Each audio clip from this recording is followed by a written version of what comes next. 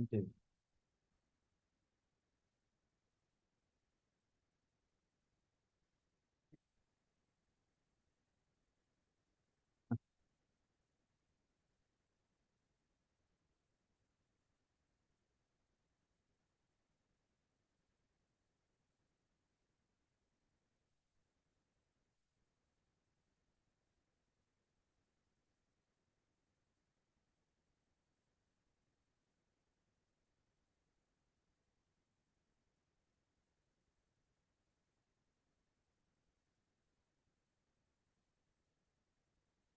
Okay, so we'll begin our class today. So before that, we'll have a quick recap of what we studied yesterday. Okay. So someone please just summarize it for the benefit of the whole class. You can look and read what we have written yesterday from the balance strategy, the strategy of balanced growth. You can read from that topic.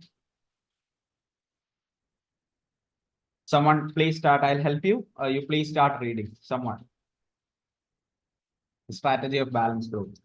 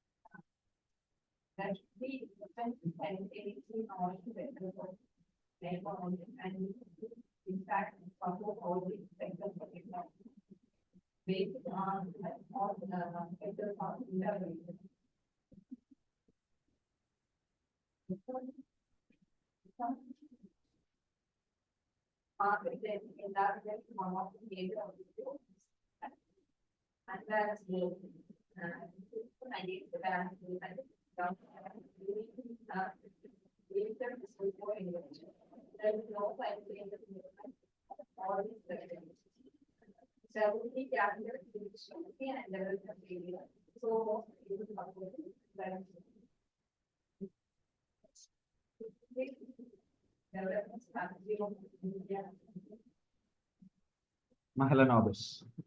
Mahalanobis.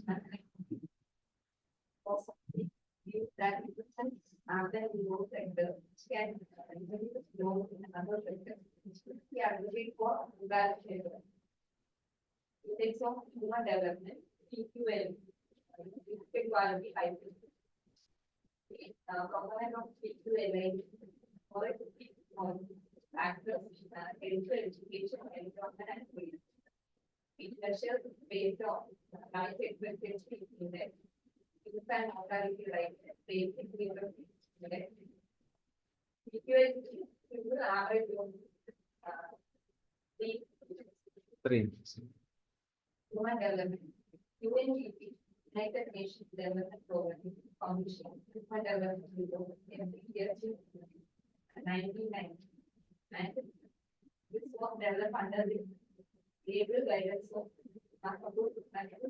Mahbubul Haq.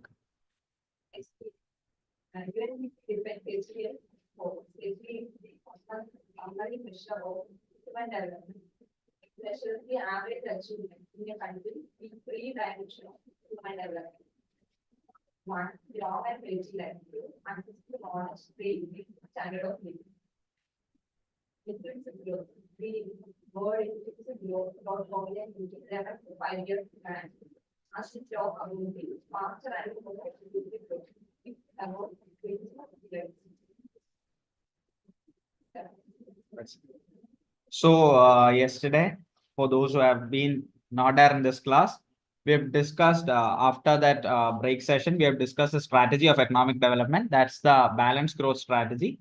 So in that strategy, we have already discussed that there should be investment simultaneously in all the sectors of the economy. That is, investment is promoted to all the sectors of the economy equally. And the major argument behind this balanced growth strategy is that all the sectors are interlinked. Okay. So the industries depend upon agriculture, and it also happens vice versa. So agriculture sector, industrial sector, or the interdependence between them. That is what we are looking into in the balanced growth strategy. But when it comes to the unbalanced growth strategy, we are focusing on industries or sectors which give us much more growth, which give us much more productivity and profitability. So our investment is made on those sectors where productivity and profitability is maximized. Okay, so that is the unbalanced growth strategy. And many economists are of the view that there is an imbalance. There is already an imbalance in the economy. So this is something which we have discussed yesterday. And if we take the development strategy of India, for that reason, PC Mahalanobis was of the view that investment should happen in those sectors which can induce growth in other sectors. Okay. So he was of the view that investment, our investment, the government's investment, or the government must make investment to those sectors which can induce or create growth in other sectors. So that's what we discussed as the strategies, different strategies of economic development. Next, we came to the indices or the index. That's the first one which we discussed was the physical quality life index, that is also known as the PQLI. So the major proponent of PQLI is Morris D. Morris. He took 4 factors into consideration: health, education, environment, and freedom. And we took 3 other measures in that index itself. That is life expectancy index, infant mortality rate, and basic literacy index, also known as BLI. So a PQLI, how do we calculate it? It's the simple average of these 3 measures. Okay, that is life expectancy index plus infant mortality rate plus basic literacy index divided by 3. That's a simple average. So that's regarding physical quality life index, PQLI. Next, what we discussed was regarding the human development. So we have already discussed that the United Nations Development Program, that is UNDP, has been publishing its human index report, human development index report from every year since 1990. And the major proponent of human development index is Dr. Mahbubul Haq. And we talked about HDI, that is the Human Development Index. So UNDP defined HDI as follow. That is, it is a summary measure of human development. Okay. HDI is a summary measure of human development. മൊത്തത്തിലുള്ള human development മൊത്തത്തിലുള്ള ഒരു measure ആണ് HDI എന്നുള്ളതായിരുന്നു UNDP definition. And അതിൽ 3 factors ആണ് human development index consider ചെയ്തത്. One is a long and healthy life, a decent standard of living, and access to knowledge. അതിനെ 3 നമ്മൾ ഡിഫറെന്റ് വേർഡ്സിൽ പറഞ്ഞു കഴിഞ്ഞാൽ ഒന്ന് longevity, education and literacy, decent standard of living, അല്ലെങ്കിൽ നിങ്ങളുടെ life style. So, and the next topic which we discussed was the concept of inclusive growth. So in inclusive growth, we have stated that it's the 11th 5-year plan, which is called for a faster and more inclusive growth. And it's about bridging divides. Okay. Inclusive growth എന്ന് പറഞ്ഞാൽ എല്ലാരെയും include ചെയ്തിട്ട് ഉള്ള growth, or including all the people, all sectors of people. It's bridging divides, it's bridging inequalities, gender inequality, income inequality, അങ്ങനെ ഉണ്ടാകാവുന്ന ഇൻഇക്വാലിറ്റീസിനെ എല്ലാം ഒരു bridge ചെയ്ത് ആ ഇൻഇക്വാലിറ്റീസിന്റെ ഗ്യാപ്പ് കുറച്ച് മുൻപോട്ട് പോകുന്ന ഗ്രോത്ത്, അല്ലെങ്കിൽ അതിനെ ഫോക്കസ് ചെയ്യുന്ന ഗ്രോത്തിനെയാണ് ഇൻക്ലൂസീവ് ഗ്രോത്ത് എന്ന് നമ്മൾ പറഞ്ഞത്. So that was the last topic which we discussed in that chapter.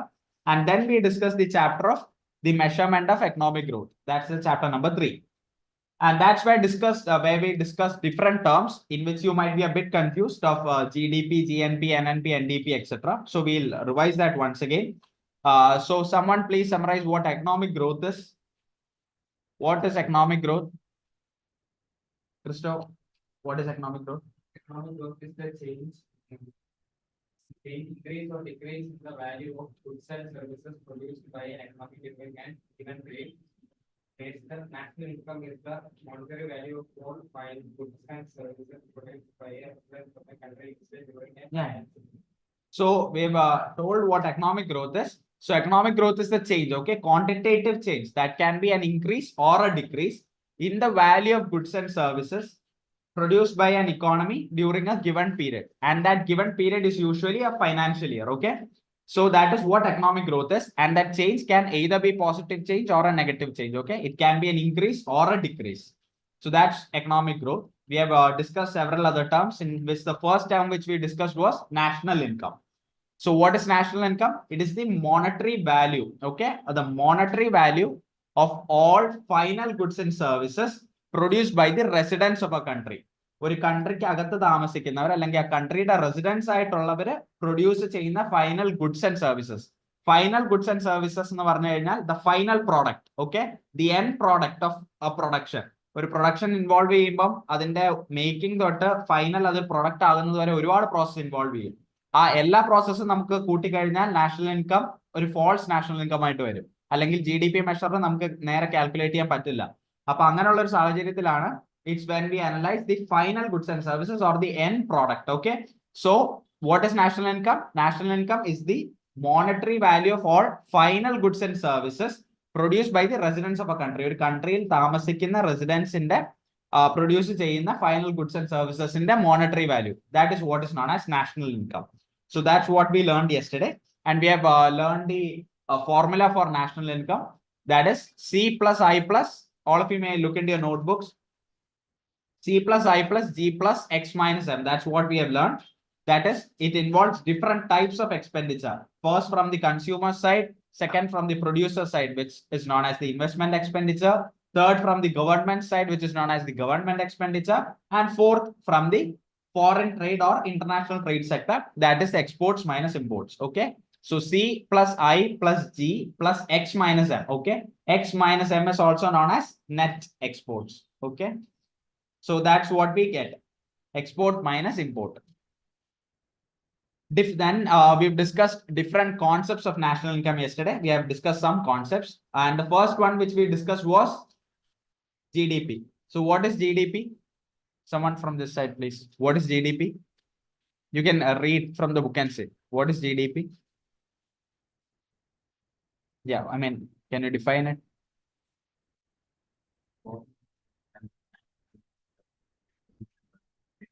Okay.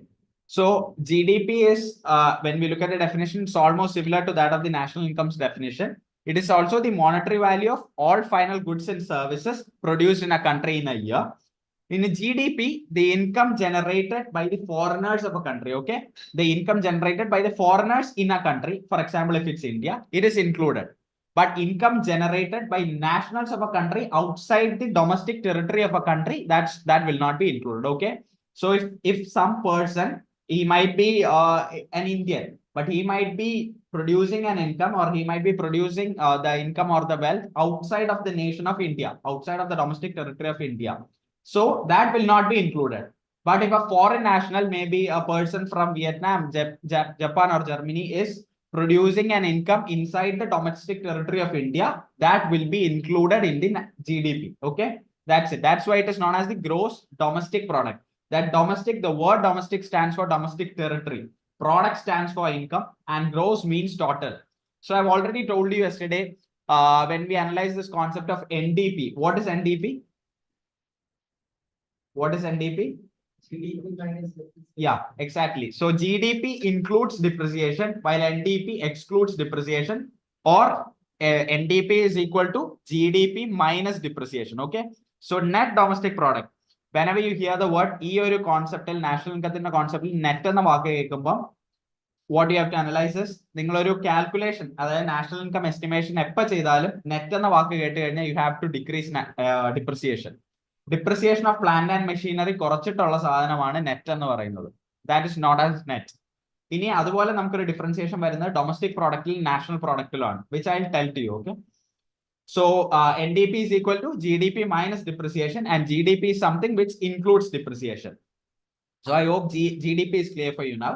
Now we'll come to the concept of the next concept which we discussed was GNP, that is gross national product. Okay, later just before we discuss the concept of gross domestic product, I've already told you, you may note it down, the word domestic in this concept means domestic territory, or the domestic territory of whichever nation we are meaning.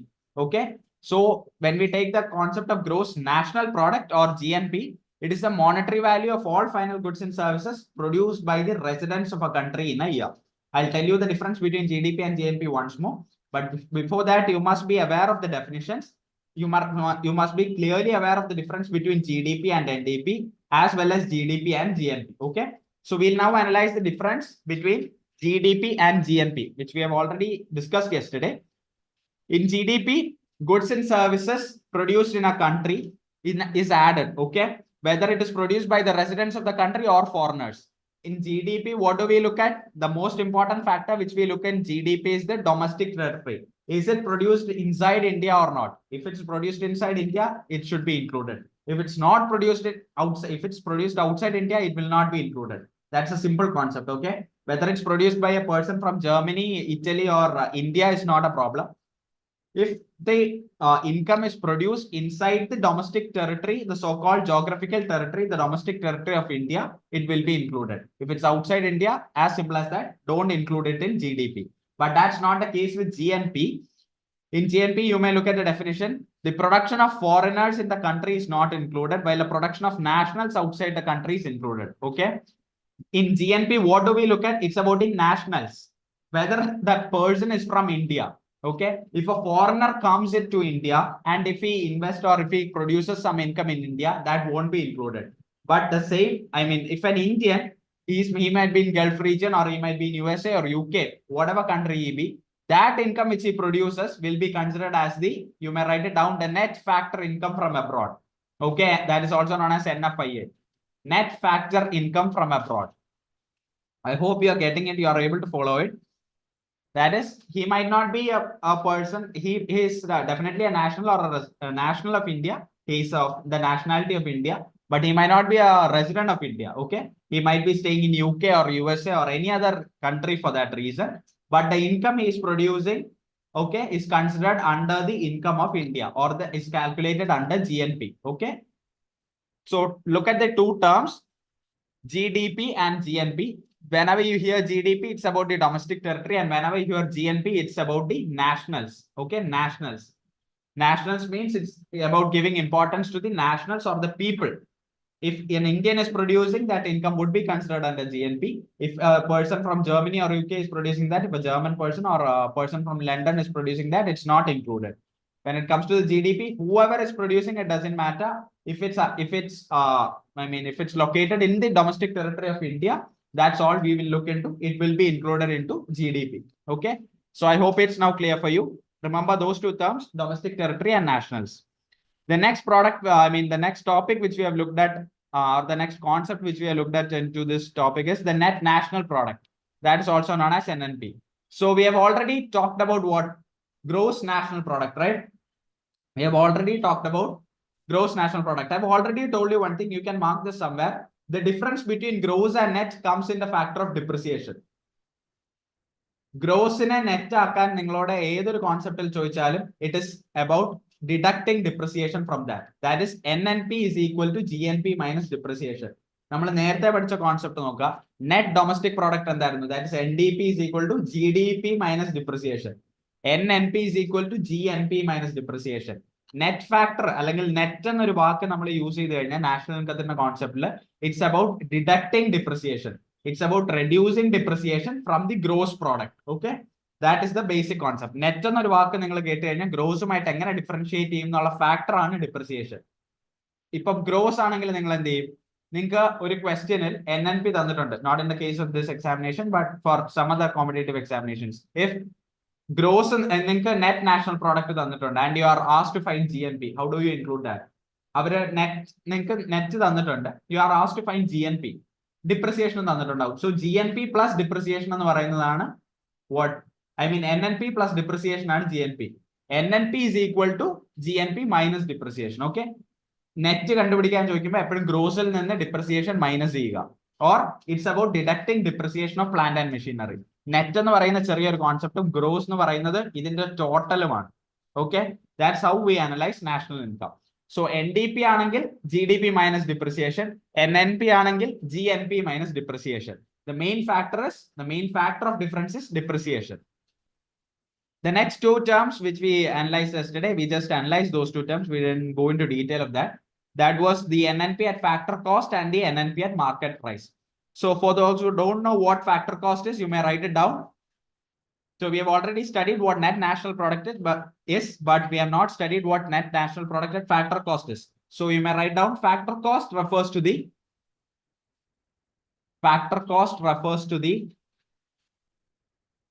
can write it down as FC also.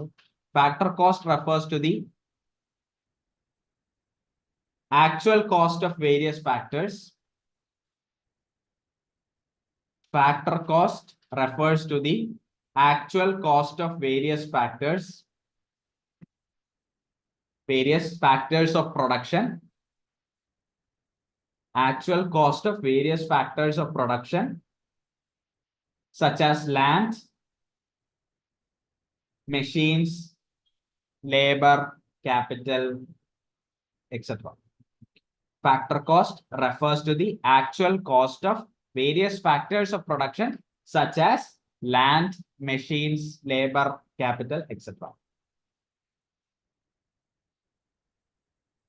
Economics, whenever you study economics, there are certain factors of production. Okay, ഒരു product നമ്മൾ ഉണ്ടാക്കിയെടുക്കാൻ അല്ലെങ്കിൽ അത് produce ചെയ്യാൻ we require the factors of production. Okay, അങ്ങനെ 4 major factors of production ആണുള്ള which we have written right now, which you have written right now, that is land, machines, labor and capital. Okay, these are the 4 factors of production.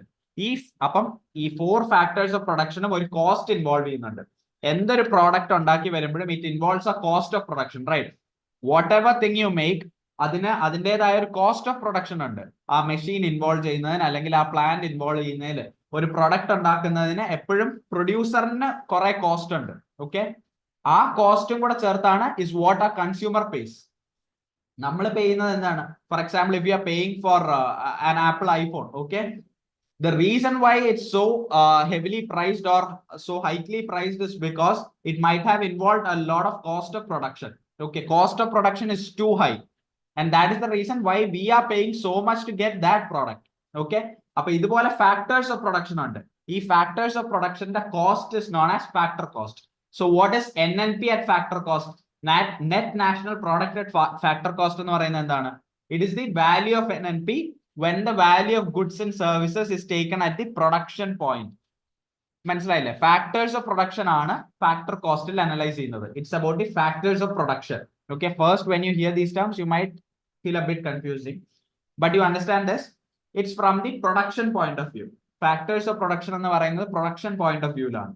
So when we analyze the factors of production, ഒരു product ഉണ്ടാക്കാൻ, as simple as that, think it like this, ഒരു product ഉണ്ടാക്കാൻ അല്ലെങ്കിൽ ഒരു product make ചെയ്യാൻ it requires a lot of cost. Okay, ഒരു laptop ഉണ്ടാക്കാൻ, or for that reason any material you make, any simple material you make, it requires at least a minimum cost of production. Okay, അതിന് കുറച്ച് raw materials വേണമായിരിക്കും, plant വേണമായിരിക്കും, machinery വേണമായിരിക്കും. It requires such and such things. For that the producer has to take money from his own hands. That is what is known as the cost of production. ആ ഒരു material produce ചെയ്യാൻ എടുക്കുന്ന കാശാണ് cost of production. ഈ cost factors of പ്രൊഡക്ഷനുമായിട്ട് relate ചെയ്യുമ്പോഴാണ് factor cost എന്ന് പറയുന്നത്. So ഈ NNP at FC അല്ലെങ്കിൽ net national product at FC എന്ന് പറയുമ്പോൾ what do you make out from that? It is about at what point do you think from that? Consumer's point or producer's point? That's it. It's from the production point. Okay, it's not from the consumer's point or it's not from the consumption point, but it's from the production or the cost point. Okay, you might I mean you can write it down.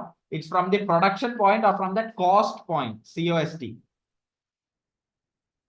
Involve ചെയ്യുന്ന cost of production, that the amount of money that is involved in that cost of production, that is what we analyze here. Okay, so it's that cost point or that production point from where we analyze the net national product. Okay,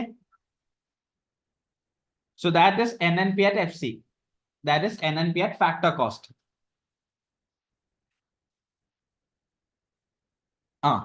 Okay,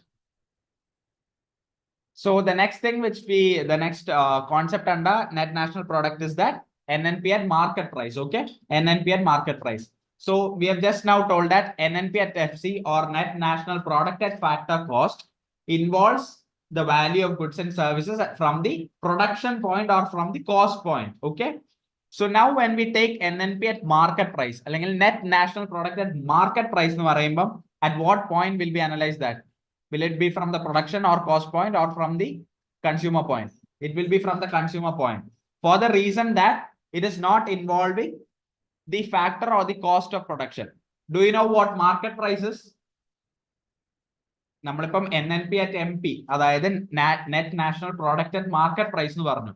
നമ്മളിപ്പം net national product at factor cost എന്ന് പറഞ്ഞു. You now know what factor cost is, but do you know what market price is?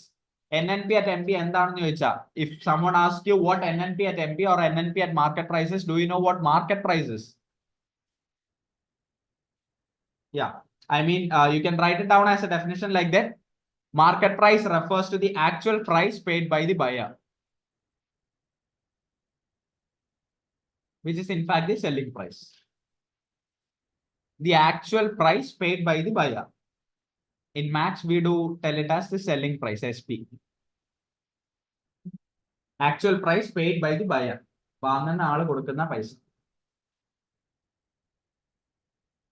That is the market price. Okay. At what price do he sell? Does the producer sell it at the market? That is from the producer's point of view. But when we analyze the market price or NNP at MP, we analyze it from the consumer's point of view. So what do we analyze? At what price are we buying it? Okay. We are the consumers. At what price are we buying the same amount of goods and services? When we analyze that, we'll get the net national product at market prices. And do you know the formula for NNP at MP? NNPFC plus indirect taxes minus subsidies. So right now we are analyzing each and every term which comes under whatever we tell. If we take NNP, we are discussing NNP. If we take NNP at FC, we are taking what FC is, MP is, market prices, factor cost is. Likewise, you analyze, you see that formula. NNP at market price is equal to NNPFC plus indirect taxes minus subsidies. What is an indirect tax?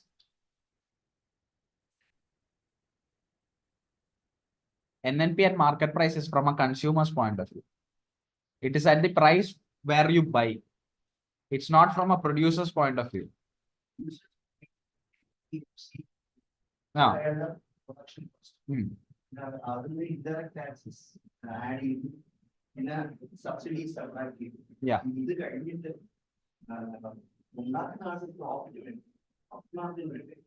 The profit margin is decided by this tax and subsidies.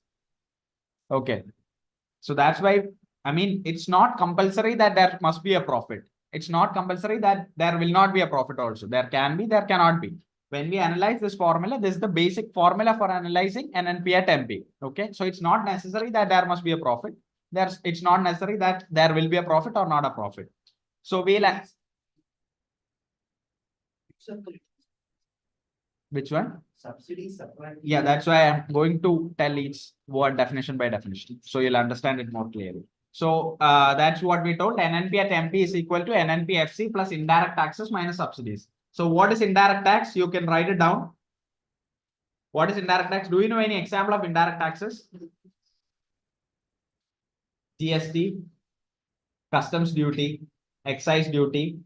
These are indirect taxes. Okay. Basically, the incidence of taxation is not directly falling on that person whom that tax is imposed upon. Either GST or it's not similar to income tax. Income tax is a form of direct tax. Okay. If, for example, if a person named A, if he has to pay an income tax of such and such rupees, he has to pay that. The liability is on him to pay that. But when it comes to GST, customs duty, excise duty, it doesn't involve only a single person. And it's not necessary that a single person might buy. You are going to a hotel. Okay. You are going to a hotel with a group of friends. Finally, when the bill comes, the GST will be raised. Okay. For example, if the GST after the total price bill is 500 rupees and it has involved a GST of X rupees. Okay. Take it as X rupees, including the central GST or state GST, whatever. So the GST which you have got for all the friends eating in a hotel. Okay. That's a simple example. It's not necessary that Malavika must pay it. It's not necessary that I must pay it. Anyone can pay it. It's not compulsory that one person must pay it. Okay. But when it comes to income tax, it's the incidence of taxation is on the person whom it is imposed. Tax he has to pay the burden or he has to take the burden of paying that tax. Okay. There is no way of escaping or evading that. In general circumstances, there is no way of evading that tax. But when we analyze, there might be chances and many instances of evading. But what I'm telling right now is income tax, the incidence of taxation falls on the person and he has to pay the burden of the tax. Okay. Whatever be the tax I have received, I have to pay for that. That is direct tax. In indirect tax, it's not like that. It's not necessary that I must be paying that tax. It can be anyone. It can be my friend, it can be my cousin, or it can be anyone whom I know. There is no issue whether I pay it or someone else pays it. The only thing which you have to do is when the price bill comes in such a way that it includes the indirect tax, someone must pay it. That's the only thing. But that's not the case with direct tax. Okay. So that's the thing with indirect tax. And what is a subsidy? You all might have heard this word of subsidy. What is a subsidy? Anyone? What is a subsidy? What is it? It's actually helping. Okay. A form of help. It can be an economic help, like you told. വില കുറച്ച് കൊടുക്കുന്നതാകാം. വില കുറച്ച് കൊടുക്കുന്നതിനേക്കാളും it's about farmers-നാണെങ്കിൽ fertilizer subsidies ഉണ്ട്, pesticides-നുണ്ട്.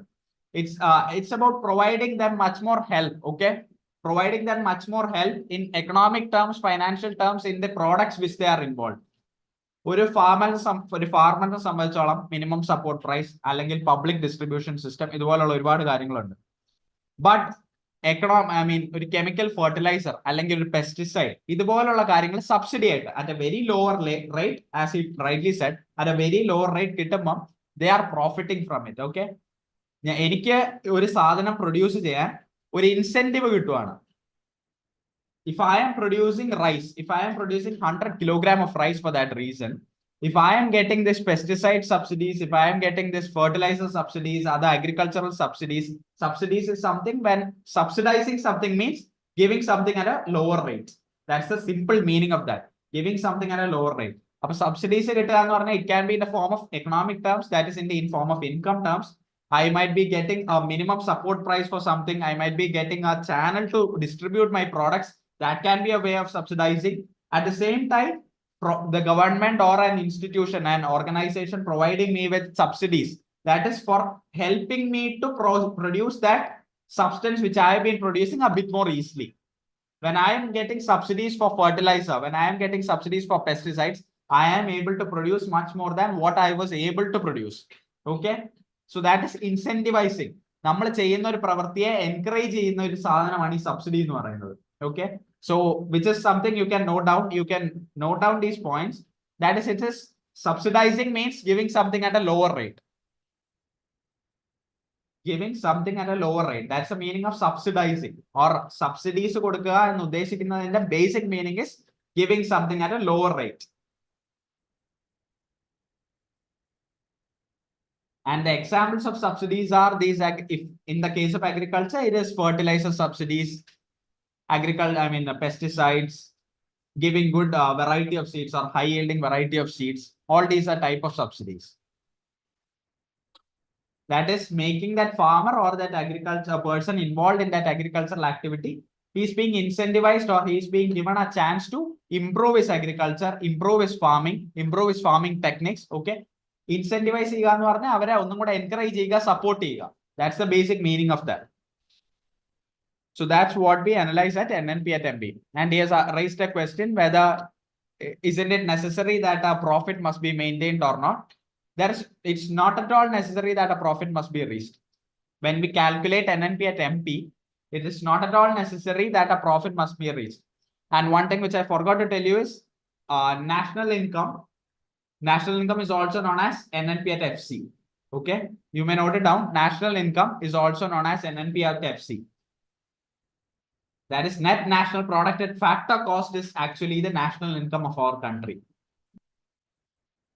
NNP at MP is a bit more complicated than NNP at FC. NNP at FC is also known as national income of our country or national income of India.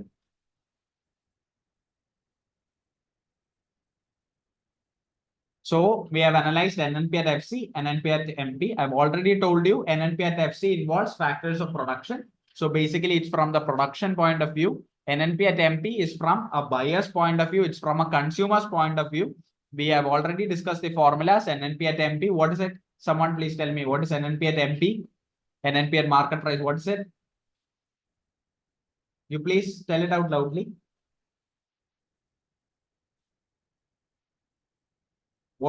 The formula. NNP at MP minus subsidies. Okay, so that's it. And I'll ask, what is NDP? You can tell the formula. What is NDP? As easy as what is NNP?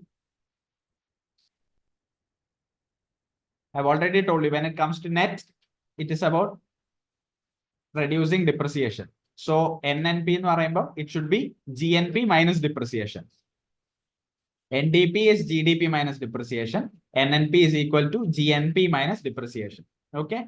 Depreciation is the main or the common concept of which we have to deduct. Okay. Net national product, gross national product. ഇത് രണ്ടും തമ്മിലാണ് comparison. ഈ കമ്പാരിസണിൽ നമ്മൾ നെറ്റിനെയും ഗ്രോസിനെയും differentiate ചെയ്യാൻ ഉപയോഗിക്കുന്ന common factor ആണ് depreciation. ഇനി net domestic product, gross domestic product, രണ്ടും ഡൊമസ്റ്റിക് പ്രോഡക്ട്സ് ആണ്, വേറെ ഡിഫറൻസിയേഷൻ ഒന്നുമില്ല. അപ്പൊ നെറ്റിനെ ഗ്രോസ് ആക്കാൻ എന്ത് ചെയ്യും? GDP minus depreciation. Okay, that's it. Next, we'll discuss about real national income. Okay. So I'll tell about indirect taxes. So we have seen some examples of indirect taxes. That is GST. I've already told that GST, customs duty, excise duty, etc. are examples of indirect taxes. Basically, the incidence of taxation. You can write it down. The incidence of taxation, or that imposition of taxation, or the imposition of taxation is not necessarily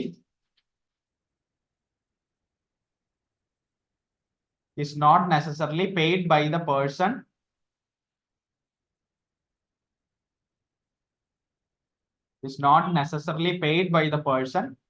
who has the burden of taxation.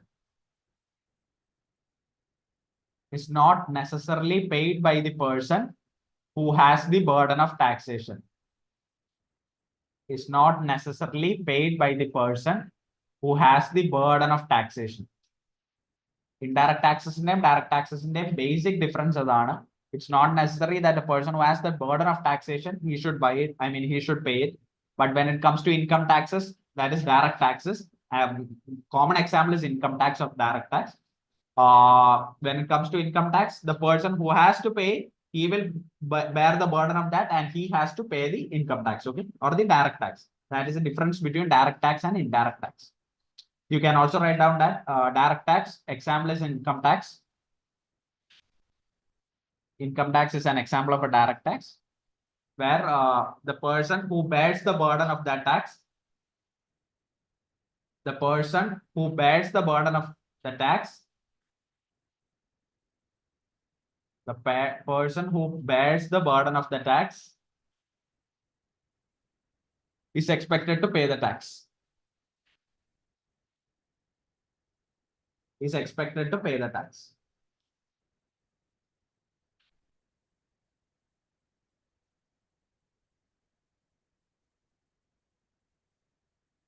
So as we have discussed direct tax and indirect tax, let me ask you a basic question which lies inside this. What is tax? We have seen direct tax and indirect tax. What is tax? Yeah, it's a compulsory payment without any quick. We do not expect anything in return for a tax, right? What we as people expect might be, we are giving taxes, there must be development. Okay, infrastructural development, other types of development. Other than that, tax is a compulsory payment. Okay, tax is a compulsory payment. Any which way, you have to pay it. That's the basic concept of tax. And we divide tax into two, that is direct and indirect.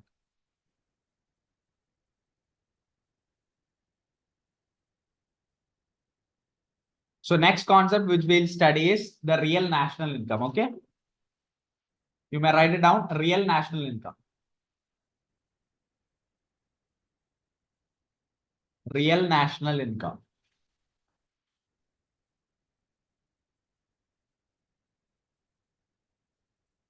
So we've already seen what national income is. Now we'll see what real national income is. It is the, you can write it down. It is the value of the, it is the value of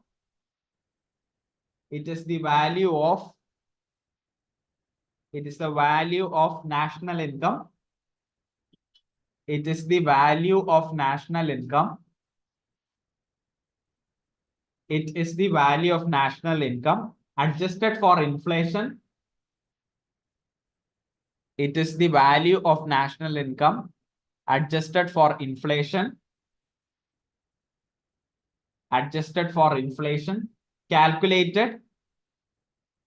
Calculated from some reference point. Calculated from some reference point. calculated from some reference point. And you can write it down in brackets, base year, BASC year, base year, BASC year, base year. You can write down base year in brackets, okay? And please write down the formula of this. Real national income or RNI, you can write the short form. Real national income or RNI is equal to NNP at current prices. What is NNP? Yeah, NNP at current prices into 100. NNP at current prices into 100, the whole divided by price index. We'll discuss all these terms in this formula one by one. NNP at current prices into 100 divided by price index. NNP at current prices into 100 divided by price index. Okay. So we'll take all these terms one by one.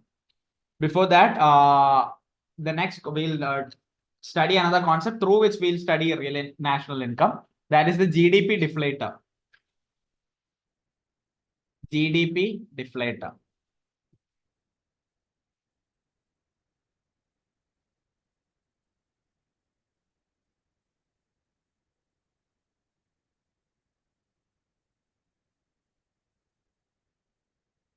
GDP deflator.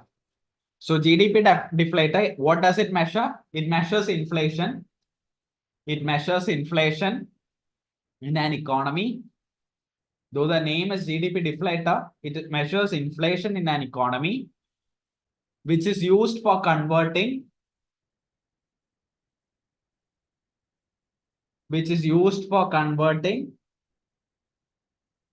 current price values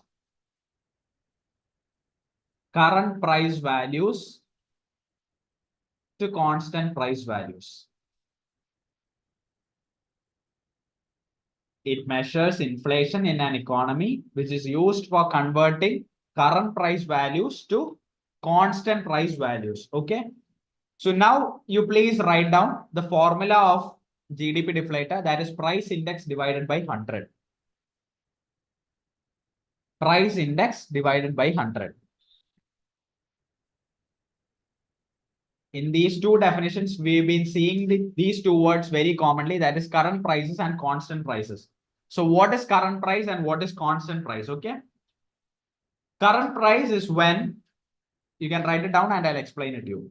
Current prices are prices or values that are measured. Current prices are values that are measured for a given year.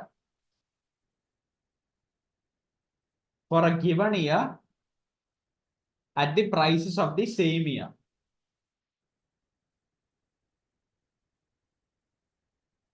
Values are measured for a given year at the prices of the same year. And what will be constant prices?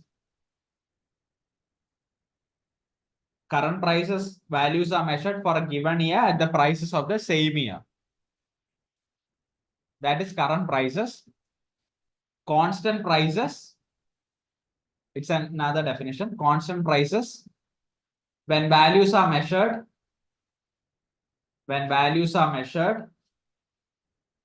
at a price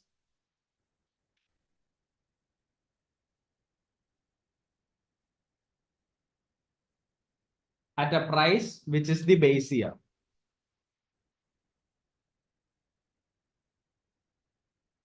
That is known as constant price. When values are measured at a price which is the base year. When values are measured at a price which is the base year. So what is a base year? Only when we understand what is a base year can we comprehend, or when can we understand the difference between current prices and constant prices. So base year is the year. A base year is the year from which economic growth is measured. Base year എന്ന് പറയുന്ന ഇയറിൽ നിന്നാണ് economic growth measure ചെയ്യുന്നത്. It is the year from which economic growth is measured.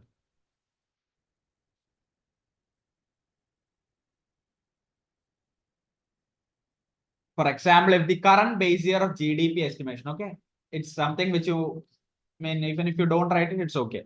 The current base year of GDP estimation, if we take it as 2023, 2024, അങ്ങനെയാണെന്നുണ്ടെങ്കിൽ base year is known as 2023, 2024. Okay, this base year has got a connection with this constant prices. Constant prices നമ്മൾ base year values ആണ് എടുക്കുന്നത്. Base year values എന്ന് പറഞ്ഞാൽ ആ ഉള്ള നമ്മളെ value GDP estimate ചെയ്യാൻ ഉപയോഗിക്കുന്ന വാല്യൂ ഉള്ള year is known as the base year. Okay, current പ്രൈസസിലോട്ട് വരുമ്പോൾ it is the current year. Base year എന്ന് പറയുമ്പോൾ that can be a set year, നേരത്തെ തീരുമാനിച്ച ഒരു ഇയർ ആകാം when we compare it. Okay, but current prices depends upon the current year of estimation.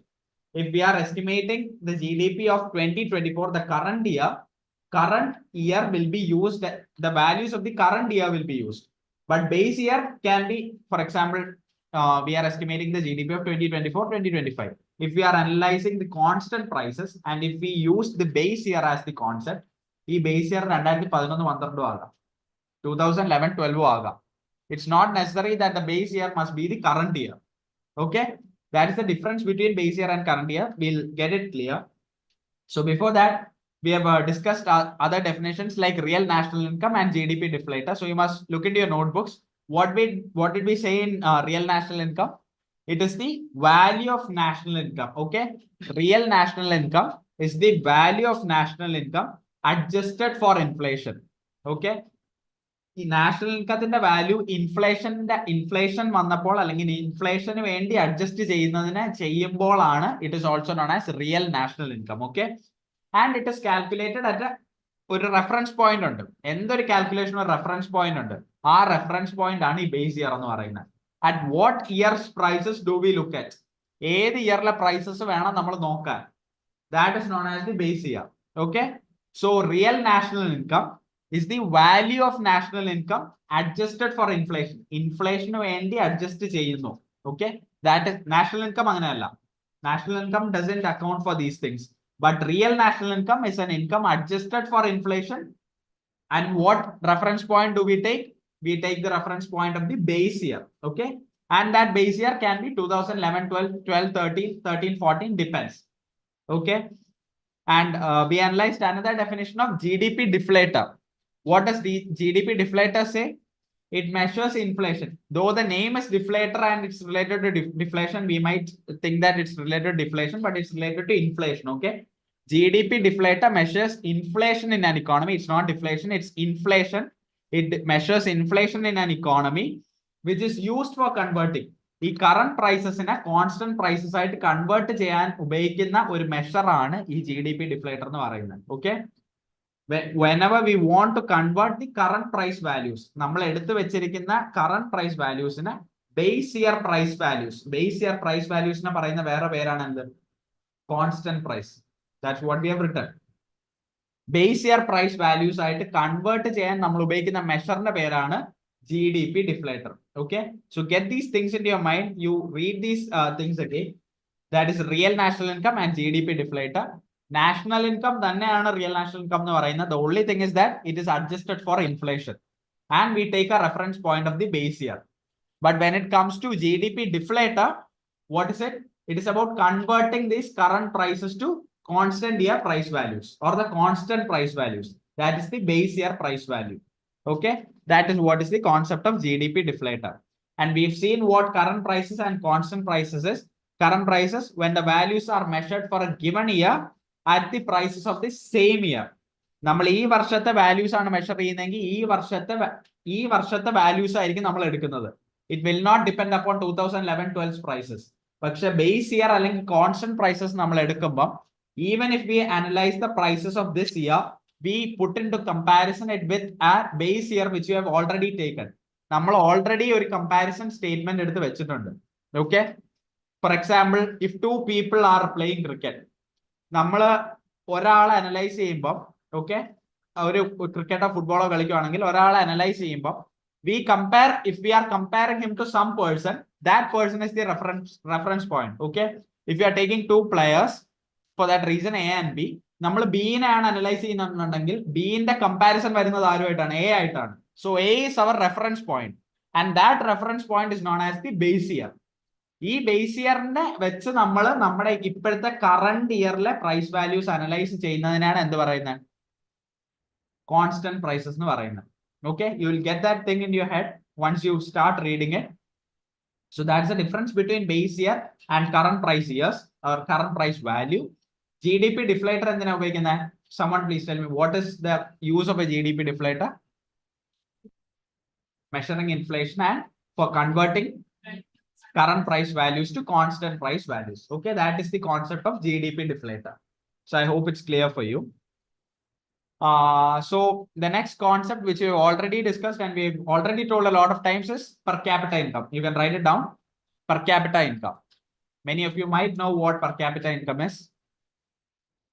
Per capita income is nothing but the average income of a country. Average income in the sense per person income of a country. Per capita income is the average income or per person income. ഓരോ ആളുടെ per person income of the country. Whenever someone asks you the definition of per capita income, you must be able to tell that it's the average income or per person income of an economy or a country. So what will be the formula for calculating per capita income? What's it? Yeah, that is national income by population. Per capita income is equal to national income by total population. Population of that year, okay? We take a specific year, total population of a specific year. Or you can even write a given period of time, and that given period of time will be a year. National income by population of that year. NI by population of that year. The total population of that year. That is per capita income. So per capita income, it's very simple concept. Nothing much more involved in that. It's the average income or the per person. Oro all time income എത്രത്തോളം ഉണ്ട്. And that is a good measure actually, okay? That നമ്മൾ ഇന്നലെ പറഞ്ഞു GDP is not a good measure of human welfare നമ്മൾ പറഞ്ഞു. ഒരു സൊസൈറ്റിയുടെ welfare GDP വെച്ച് അളക്കാൻ സാധിക്കില്ല എന്ന് നമ്മൾ പറഞ്ഞു. The reason being GDP എന്ന് പറയുന്നത്, as I yesterday I took an example, we might take billionaires into account also. ഇന്ത്യയിൽ താമസിക്കുന്ന റെസിഡൻസ് അല്ലെങ്കിൽ ഇന്ത്യൻ റെസിഡൻസ് ആണ് the so-called billionaires of India. I'm not naming them, but still you have got the names. So we take their incomes also into consideration while measuring GDP. Okay, they might be receiving hundred or thousands of billions, but a person, a normal person in India, he might be getting an income less than 10,000 or 15,000 a month. There are people like that. There are people who don't even get 10 or 50 rupees a day. That kind of poverty level is there in India. So how can GDP become a good measure of welfare? It cannot become unless and until it takes into account the people's problems, or unless and until it takes account of the income of all sections of people in a society. I'm sorry to tell this, but there are different sections or sectors of people in our society. And that's why we tell lower strata, upper strata, middle strata and all. From where did this differentiation come? It came automatically from that differentiation which we had from time immemorial. So പണ്ട് തൊട്ടേ ഉണ്ടായിരുന്ന ആ ഒരു inequality it's still there. അപ്പം ഒരാളുടെ കയ്യില് 1 ലക്ഷമോ 10 ലക്ഷമോ 15 ലക്ഷമോ ഉണ്ടെന്ന് പറയുന്നതും GDP യിൽ ഇൻക്ലൂഡ് ആവും. അതുകൊണ്ടും GDP കൂടും. Okay, that can also be a rise for the that can also be a reason for the rise in GDP. But it doesn't mean there are no poor people in India. ഇന്ത്യയിൽ ഇഷ്ടം പോലെ പൂർ ആയിട്ടുള്ള ആൾക്കാരും poverty ലൈനിന്റെ താഴെയുള്ള ആൾക്കാരും daily സസ്റ്റനൻസിന് അല്ലെങ്കിൽ daily bread earn ചെയ്യാൻ പറ്റാത്ത ആൾക്കാർ ഇഷ്ടം പോലെ ഉണ്ട് ഇന്ത്യയിൽ. നമുക്ക് തന്നെ അറിയാം. When it comes to the case of North India, it's much more severe. So that's the situation. Then how do we take GDP as a good measure of welfare? So that is the point. Per capita income നമ്മൾ analyse ചെയ്യുകയാണെങ്കിൽ it's about analyzing each and every person's income. എന്റെ income analyse ചെയ്യും, ഇവിടെ ഇരിക്കുന്ന നിങ്ങളുടെ ഓരോരുത്തരുടെ income analyse ചെയ്യും. Okay, average income of a country ആണ്. That is per person income of a country. ഓരോ ആളുടെയും ഇൻകം എടുത്ത് അനലൈസ് ചെയ്ത് കഴിഞ്ഞാൽ ദിസ് സ്റ്റിൽ ഒരു പ്രശ്നമുണ്ട്. If one value is so high, okay, if you think it mathematically, if one value is so high and even if the other values are low, ഈ high ആയിട്ടുള്ള values ഇന്ത്യയുടെ കോണ്ടെക്സ്റ്റില്, അതായത് കാശുകാരുടെ കയ്യിലുള്ള കാശ് എന്ന് പറയുന്നത് they account for 99% of the wealth of the whole nation. So even if നമ്മുടെയൊക്കെ wealth എടുത്താൽ പോലും അത് almost ഒരു തട്ടിലാവും. That is, it almost dilutes. അപ്പൊ നമ്മൾ ഈ per capita income പോലും ഇന്ത്യയുടെ കേസിൽ എടുക്കുമ്പോൾ it might not be right. So what we have to take is, you take these rich people, the so-called rich people or these billionaires out in the sense, analyze their incomes and what they have received separately. Take what we as normal people, the so-called middle strata, the lower strata get. That is the real income of India. Okay, this is not something which we study daily, or this is not that something which is there in the textbook. But the real income, if you ask me, if what you also think it, what is the real income? The real income is the income of the residents of the country, of the normal people, of the so-called middle strata, and of the so-called poor people of this country. That's the real nature of this country, right? That's the real income of this country. You set apart these rich people and you look at the case of India, that is the real India. So that's where we have to think it economically. Okay, so that's what we have analyzed in per capita income. We have already told that GDP is not a good measure of welfare. Next topic which we will take into consideration is personal income. Okay, personal income. From that word itself, what would be personal income? എന്തായിരിക്കും personal income? ആ personal income എന്ന് കേൾക്കുമ്പോൾ തന്നെ നിങ്ങൾക്ക് മനസ്സിലാവേണ്ടതാണ്. Personal income. What can be personal income? Exactly, it's the income of the residents or individuals of a country. It is the income of the individuals or residents of a country. Personal ആയിട്ട് നമ്മുടെ ഇന്ത്യക്കകത്തുള്ള റെസിഡൻസിന്റെ income, personal income. അത് ആ വേർഡിൽ തന്നെ ഉണ്ട്. It is the income of the residence or individuals of a country. But when we calculate this personal income, it becomes a bit complicated. Okay, the formula you can write it down. Personal income is equal to, you just write PI or something. PI is equal to NI. NI is national income. NI plus transfer payments minus social security contributions. National income plus transfer payments minus social security contributions minus corporate tax minus undistributed profits. I'll tell it you once again. It's national income plus transfer payments minus social security contributions minus corporate tax minus undistributed profits. Distribute cheyyatha profits. Undistributed profits.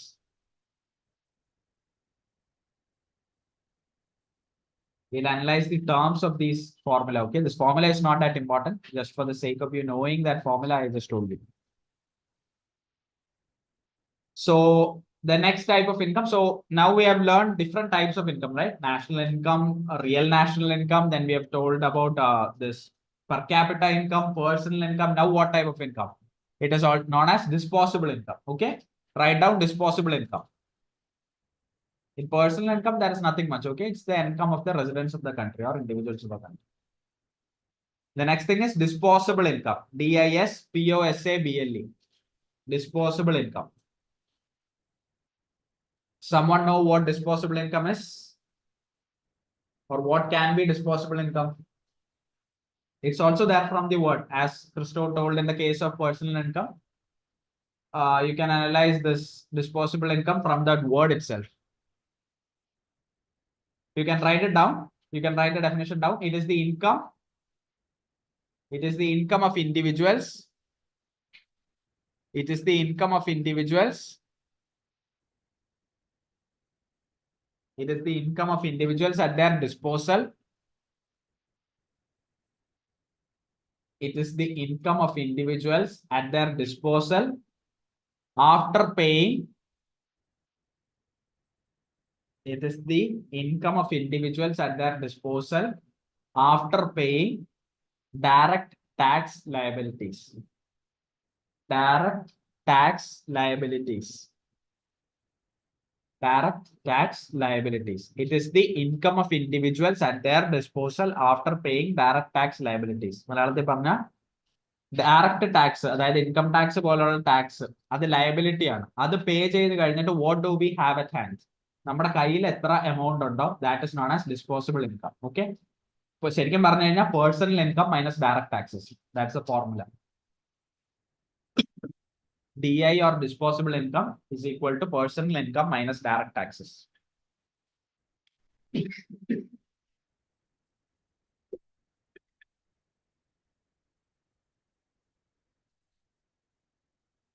Personal ഇൻകത്തിൽ നിന്ന് നിങ്ങൾ direct tax, അതായത് liability, അത് കുറയ്ക്കുമ്പോൾ കിട്ടുന്ന സാധനമാണ് disposable income. ആ definition നോക്കിയാൽ മനസ്സിലാവും. It is the income of individuals at their disposal. What do you have at disposal, അതായത് what do you have to spend, what do you have in hand, അതാണ് അതിൽ അനലൈസ് ചെയ്യുന്നത്. What do you have in hand after paying the liabilities. Income tax പോലുള്ള direct tax pay ചെയ്ത് കഴിയുമ്പോൾ what do you have at hand, that is known as disposable income. Personal income എന്തായിരുന്നു? What was personal income?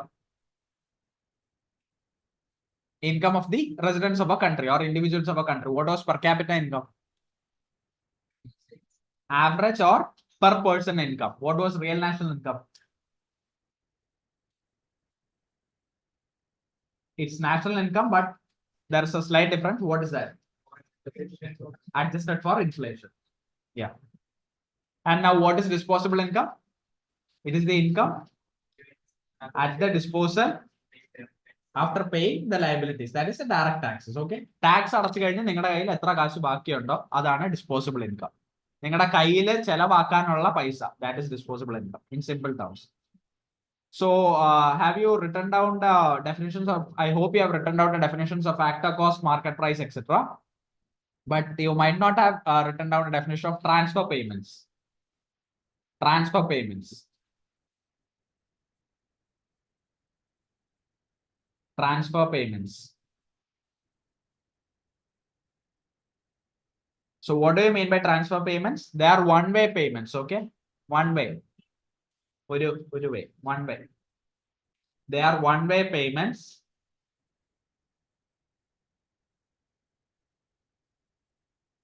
without receiving. They are one-way payments without receiving any goods or services in return. They are one-way payments without receiving any goods or services in return. One-way payments, അല്ലെങ്കിൽ one-way payment ആണ് without receiving any goods and services in return. Can you name any example of a transfer payment?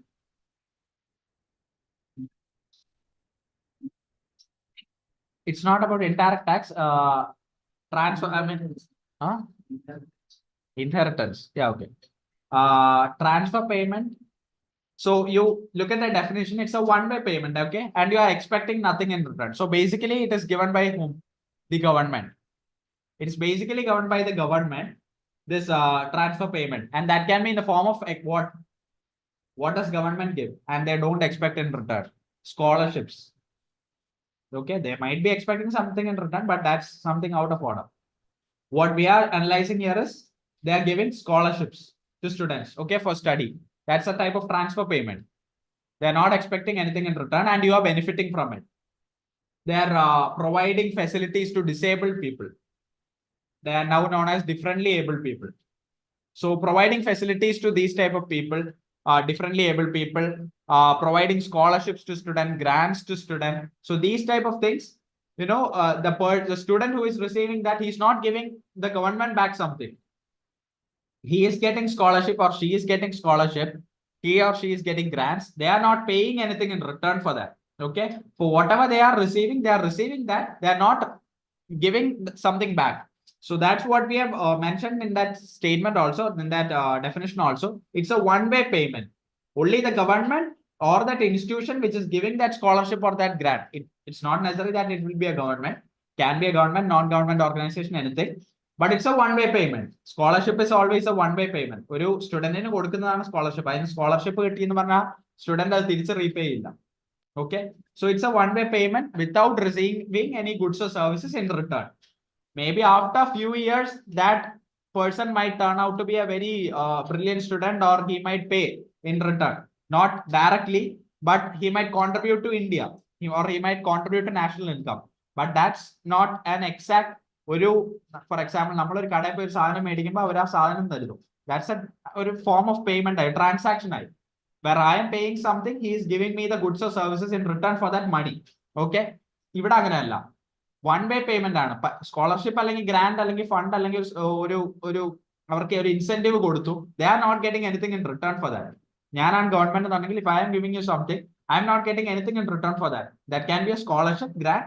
All these are examples of that which you can note down. So how are these transfer payments different from subsidies? നമ്മൾ already subsidies പറഞ്ഞു, അല്ലെങ്കിൽ subsidise ചെയ്യുക എന്ന് പറഞ്ഞാൽ it's giving something at A lower rate എന്ന് പറഞ്ഞു. What can be the major point of difference between transfer payments and subsidies? You can note it down. Subsidies are provided to producers, something which he asked. Subsidies are provided to producers and exporters. Subsidies are provided to producers and exporters. Subsidies are provided to producers and exporters to support them. Subsidies are provided to producers and exporters to support them.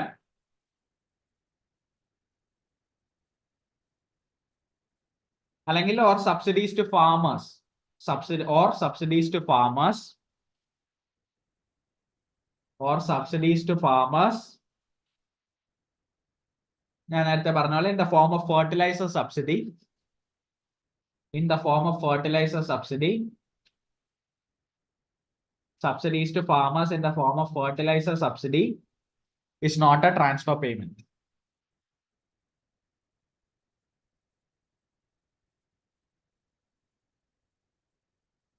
Transfer payment and subsidies, both are different concepts, okay?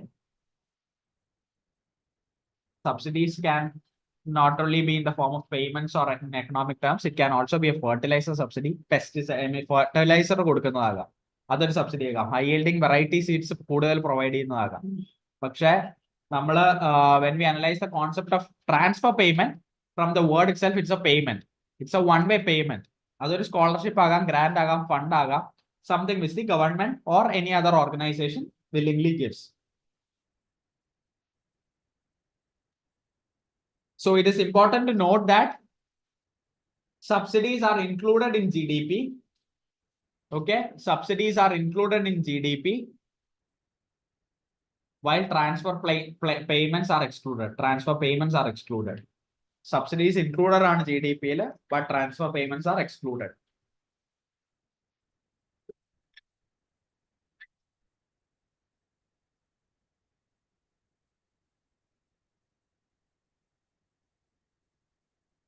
Okay, in the concept of GDP, subsidies are included, but transfer payments are excluded.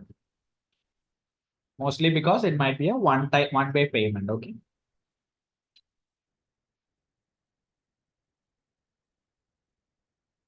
So if you look at the definition of personal income, which we studied, personal income, we wrote a formula for that. That is national income plus transfer payment. Now you know what national income is. You know what transfer payment is. We've not understood and analyzed three concepts. You might know what corporate tax is, but social security contributions and undistributed profits. Okay, so you can write it down. What is a social security contribution, or what social security contributions are?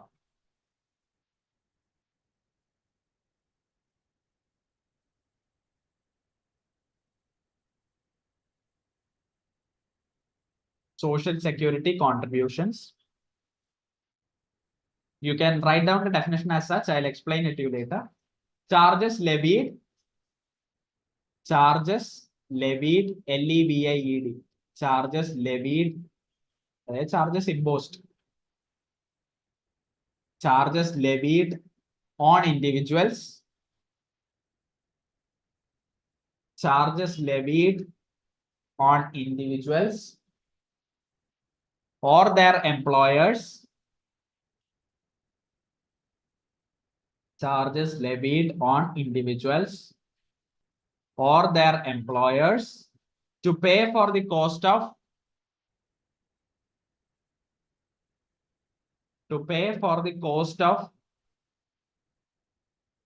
social security benefits, to pay for the cost of social security benefits, are called SSC or social security contributions. Charges levied on individuals or their employers to pay for the cost of social security benefits are called social security contributions.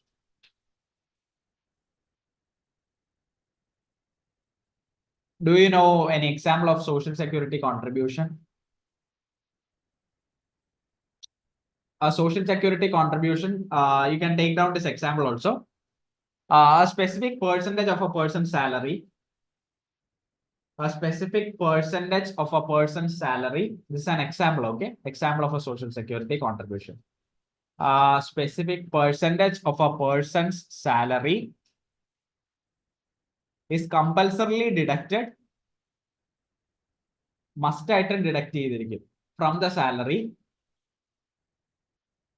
Specific percentage of a person's salary is compulsorily deducted. Compulsorily deducted from the salary. From the salary that goes to the general provident fund.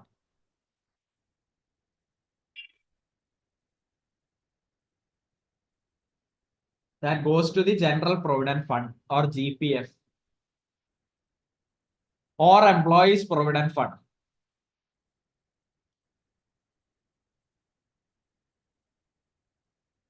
Or employees provident fund, that is EPF,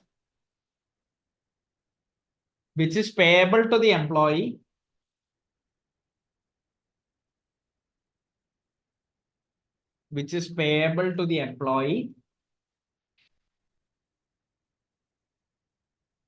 after the retirement, which is payable to the employee after the retirement as pension,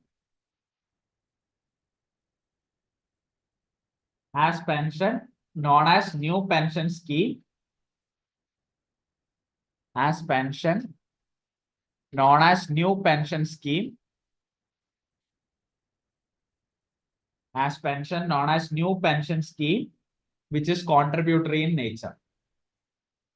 New pension scheme, NPS, which is contributory in nature.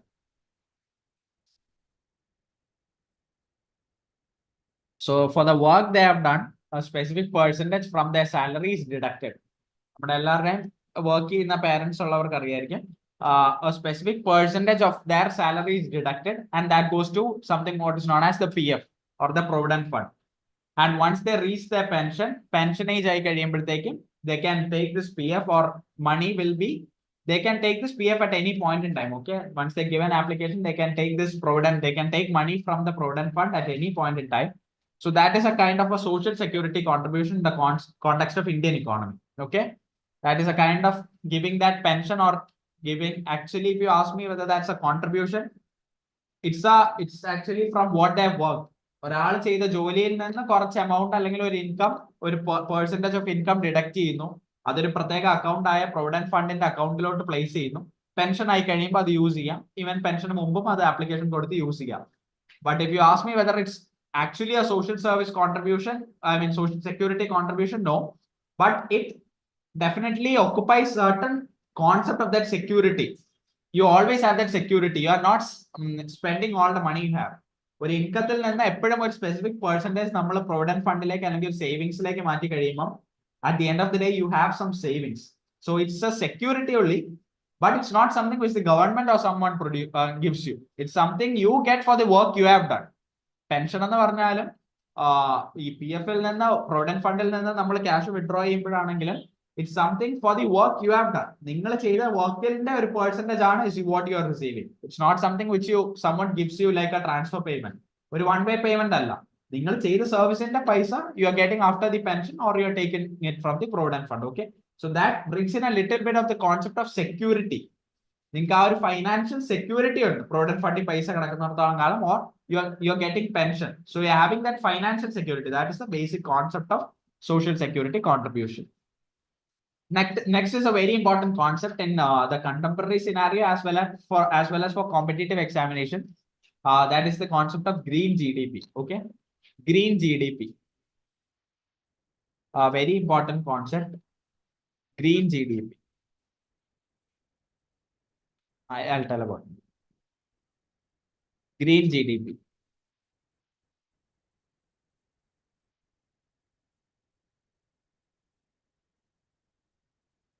So from that wording itself, you will be able to understand that it involves some kind of an ecological or an environmental impact in that GDP. Okay.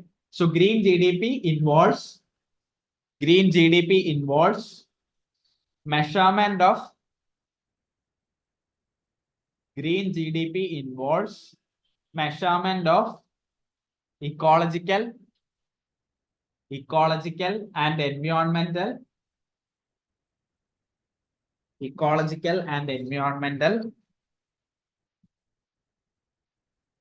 degradation, ecological and environmental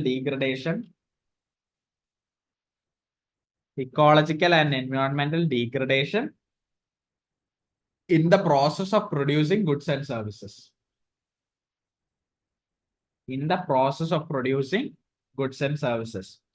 Now, someone please tell me what you've understood from this definition. Goods and services. Someone please tell what you read that definition once again. You go through that definition once again. And what do you understand from that definition of green GDP?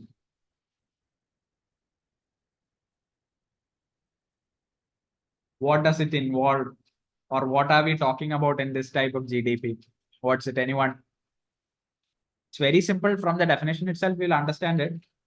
But you please explain it. What do you understand from that? I mean, what's the difference between this GDP and green GDP?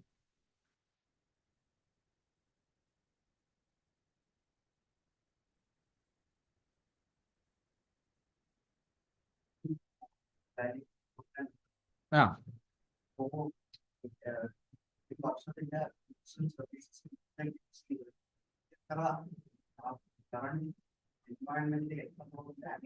Degradation. Yes. So that's exactly green GDP. It's the അതായത് നമുക്ക് as he rightly said ഒരു forest ഉണ്ട് അല്ലെങ്കിൽ നമുക്കൊരു set of environment ഉണ്ട്. Okay, we have an environment and ecosystem and ecology. അപ്പം ഇതെല്ലാം കൂടെ ചേരുന്നതാണ് ആക്ച്വലി ദ ഹോൾ നേച്ചർ അല്ലെങ്കിൽ എല്ലാവരും, അതായത് ഒരു നേഷൻ എന്ന് പറയുമ്പോഴത്തേക്കും it not only constitutes of people, it's of people, it's of animals, it's of other beings, it's about the plants, nature and everything. GDP എന്ന് പറയുമ്പോൾ നമ്മളെ ഒരു ട്രൂ മെഷർ പോലും അല്ല ഹ്യൂമൻ വെൽഫെയറിന്റെ, അല്ലെങ്കിൽ ഒരു ഇൻകം അനലൈസ് ചെയ്യുന്നതിന്റെ, അല്ലെങ്കിൽ ഒരു ഹ്യൂമൻ വെൽഫെയർ അനലൈസ് ചെയ്യുന്നതിന്റെ ട്രൂ മെഷർ പോലും അല്ല GDP. But green GDP has got a lot of advantages, and one of the advantages is what he rightly said, that is ഒരു ഗുഡ് പ്രൊഡ്യൂസ് ചെയ്യുമ്പോൾ അല്ലെങ്കിൽ ഒരു ഗുഡ്സ് ആൻഡ് സർവീസസ് നമ്മൾ ചെയ്യുമ്പോൾ it can be anything. You take for services, you take shipping or banking or whatever type of services. For goods, you take any type of goods that are produced. Okay, if you know that you take a good called a book. Okay, book എന്ന് പറയുന്നതാണ് നിങ്ങളുടെ good എന്ന് വെച്ചോ. ഈ book produce ചെയ്യുന്നതിനും pages create ചെയ്യുന്നതിനും എല്ലാം നേച്ചറിന്റെ ആവശ്യമുണ്ട്. It requires forest, it requires trees. Okay, using of this is good. Using of the natural resources which we have is good. But when it comes to over depletion or depletion of resources, ഈ യൂസസിനെ use ചെയ്യുന്നതിലല്ല പ്രശ്നം. Natural റിസോഴ്സസിനെ use ചെയ്ത് ഒരു country develop ചെയ്യുക എന്ന് പറഞ്ഞാൽ it's good. Natural റിസോഴ്സിനെ use ചെയ്യാതിരുന്നാൽ ഒരു country develop ചെയ്യുകയില്ല. Africa പോലെ അണ്ടർ ഡെവലപ്ഡ് ആയി പോകും. When is the issue arising is what degradation is being caused.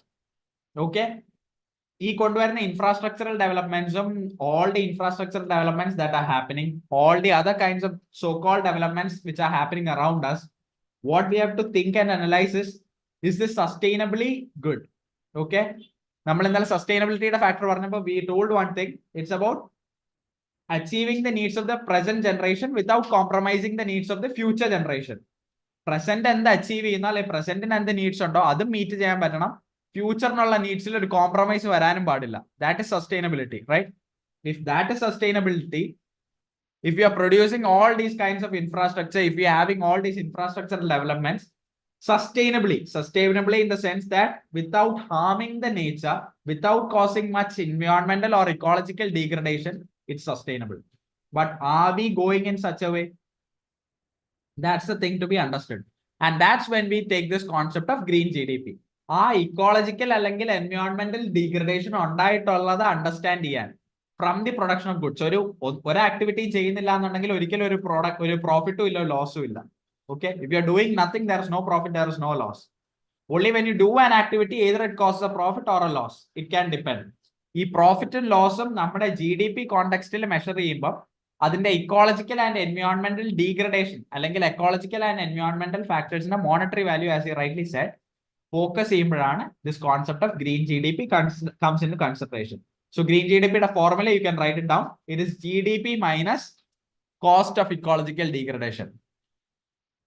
നമ്മൾ ഒരു ഫോറസ്റ്റ് അല്ലെങ്കിൽ ഒരു നേച്ചറിന് നമ്മളൊരു കോസ്റ്റ് ഇടുവാണെന്നുണ്ടെങ്കിൽ എത്രത്തോളം ഇക്കോളജിക്കൽ ഡീഗ്രഡേഷൻ ഉണ്ടായിട്ടുണ്ട് അല്ലെങ്കിൽ ഓവർ ഡിപ്ലീഷൻ ഉണ്ടായിട്ടുണ്ടോ ആ കോസ്റ്റ് നമ്മൾ GDP യിൽ നിന്ന് മൈനസ് ചെയ്യുന്നതിനാണ് ഗ്രീൻ GDP എന്ന് പറയുന്നത്. So green GDP is equal to GDP minus cost of ecological degradation. And what concept does green GDP promote? Sustainability, or you can write it down also, sustainability or sustainable development. Okay, that is one of the major objectives of bringing this contemporary topic into consideration. Green GDP was not there. Okay, so it promotes or it tries to improve the concept of sustainability or sustainable development.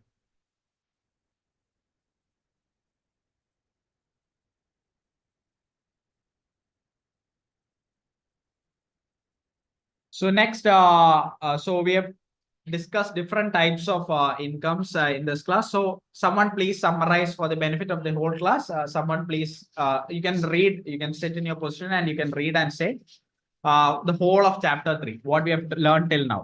After that, we'll go for a break. Someone please, anyone can read from that economic growth definition.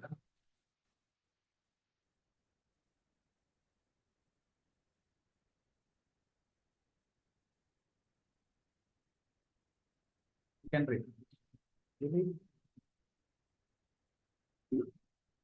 Prithviraj, you can read. Let them read. Anyone, it's your choice. Someone has to read. Chapter 3. Someone has to take that initiative to read. Yeah. Change the value of goods or services produced in an economy during the period. National income, monetary value of all finance goods and services produced by the countries during the period. Formula of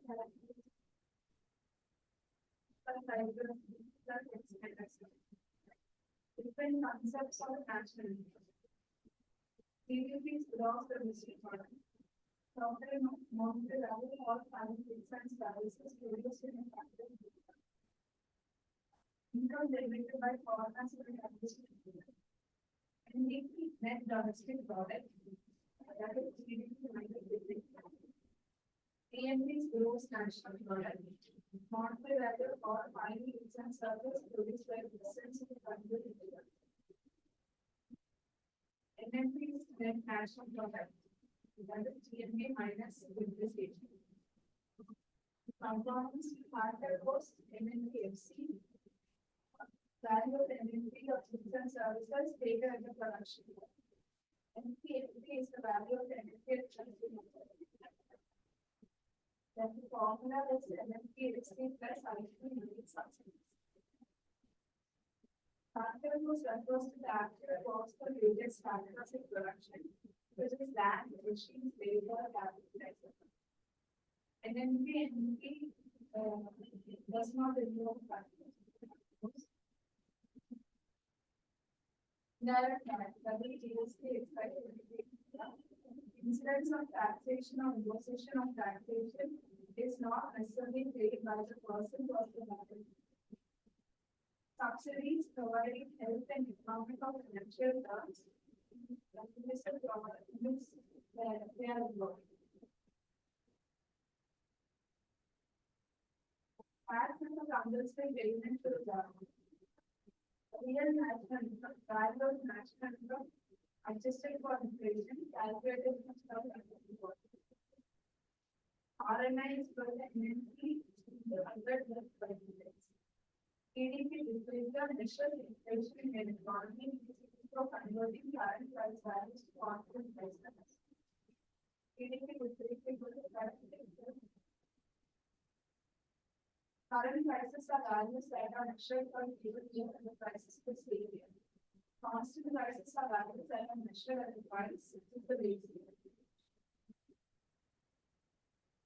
Per capita income, the average income of a country for person. Personal income is the income generated by a resident of formula here is equal to MN plus transfer payment minus social security contributions minus corporate tax minus undistributed funds. Disposable income is the income of the individuals and their disposal after paying direct tax benefits. Transfer payments, one-way payments without receiving any goods or services in return. Social security contributions are charges levied on individuals or their employers to pay for the cost of social security benefits. Examples. Involves measurement of ecological and environmental degradation in the process of producing goods and services. Green GDP equal to GDP minus cost of employment. Okay, so we'll have a break now and we'll be back by 11:55, approximately 12. Okay, by 12, we'll be back and we'll resume the session, next session.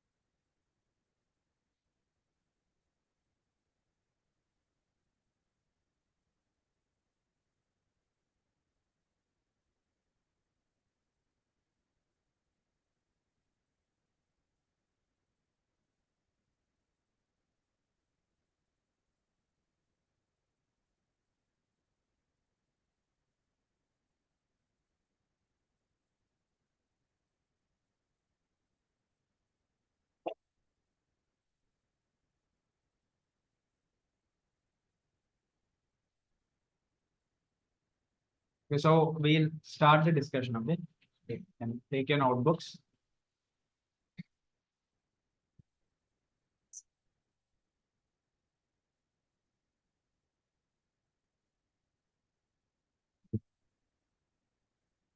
So next, we'll look into the topic of the measurement of national income.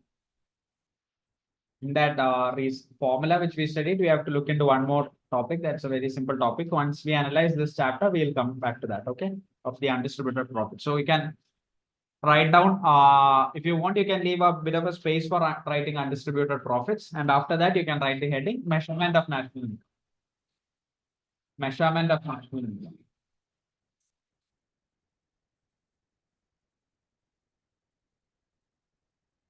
Measurement of national income.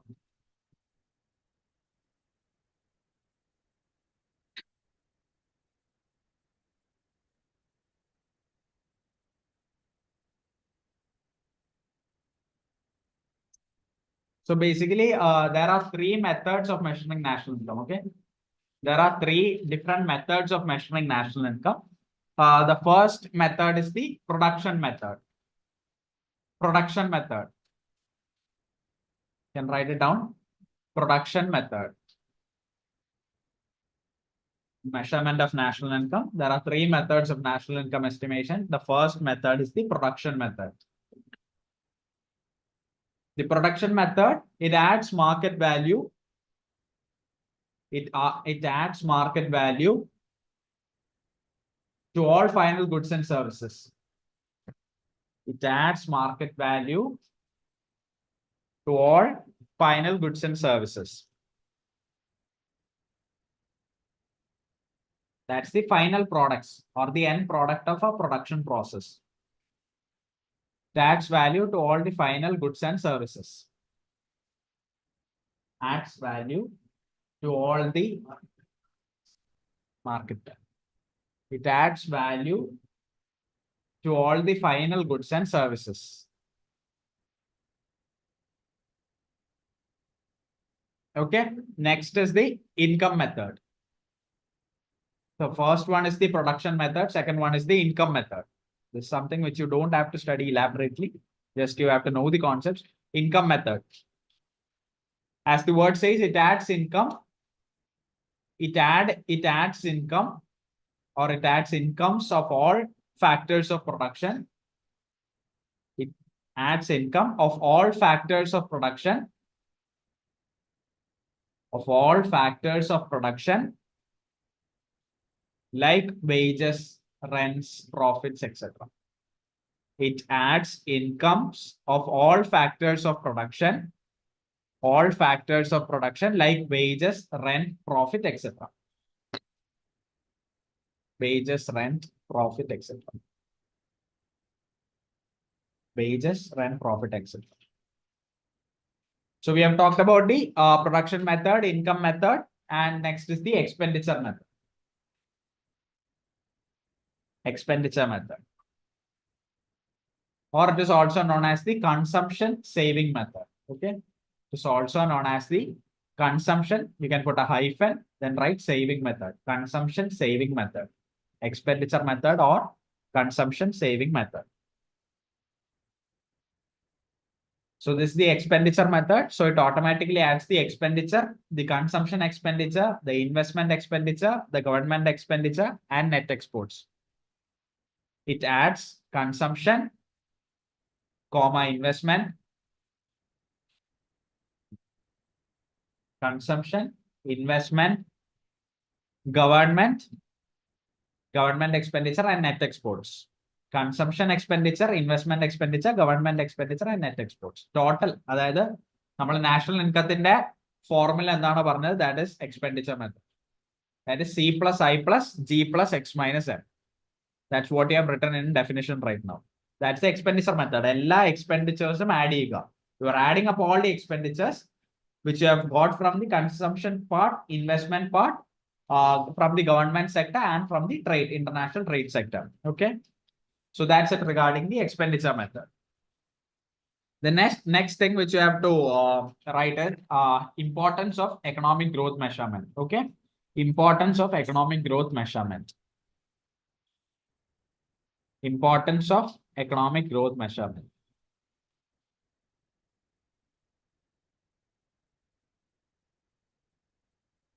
So why do you believe is there a need for measuring economic growth? Why should we measure economic growth? Or why should we have these concepts like GDP, national income, etc.? Why do you think it's necessary that we have these concepts? Why? What is the reason for measuring economic growth? What is the basic reason for measuring economic growth? എന്തിനാ growth measure ചെയ്യുന്നത്? Exactly progress ഉണ്ടോന്ന് അറിയാൻ, income levels എത്രയാണെന്ന് അറിയാൻ, expenditure pattern എങ്ങനെയാണെന്ന് അറിയാം. So you can note down these points to know these things. Expenditure pattern, consumption levels, expenditure pattern, consumption levels, income levels, expenditure pattern, consumption level, income levels. How far is the production of goods and services? എത്രത്തോളം നന്നായിട്ട് production of goods and services പോകുന്നുണ്ട്? How far is the production of goods and services?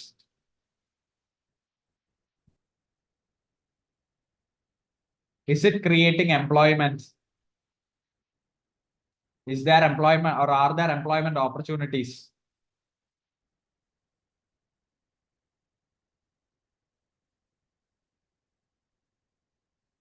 Are there employment opportunities?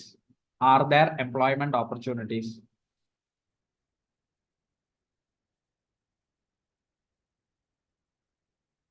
How is the trade sector working? That is, how is the rate of exports and rate of imports? How is the rate of exports and rate of imports?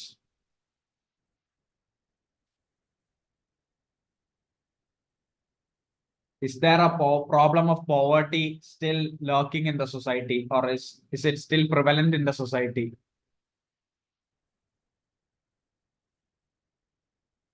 Is there a problem of poverty still prevalent in the society?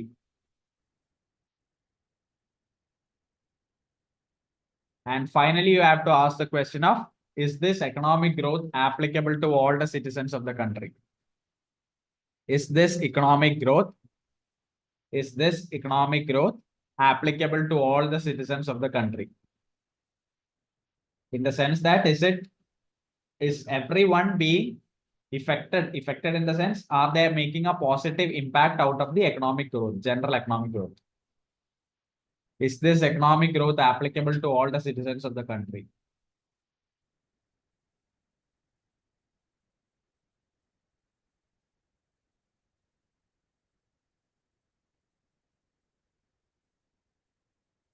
And can you now that we have listed the importance of economic growth or estimation of national income, the importance of national income estimation, can you tell me any one or two limitations associated with it?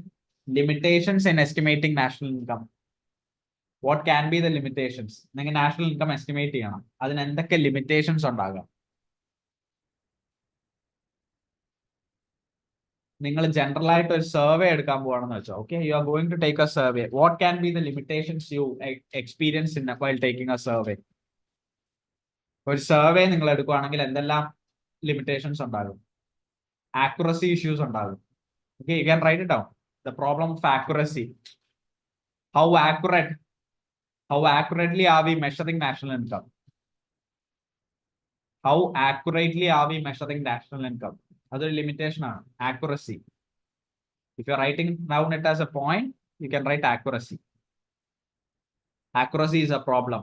Non-availability of data. Non-availability of data. It is not necessary that you will have all the available sources of data every time. Non-availability of data, accuracy. And Indian context will പറയുകയാണെങ്കിൽ what will be one of the limitations? If we analyze the problems or the limitations of the national income estimation from the Indian context, what can be? It's very easy thing. Once I tell you, will automatically get it, but you think and answer. What's it? Yeah, wide population, so diversity. Okay, so our country has a mix of population, so it's not easy to estimate the national income as such. Okay, so diversity of population, that can be a point. Or a wide population, diversity of population.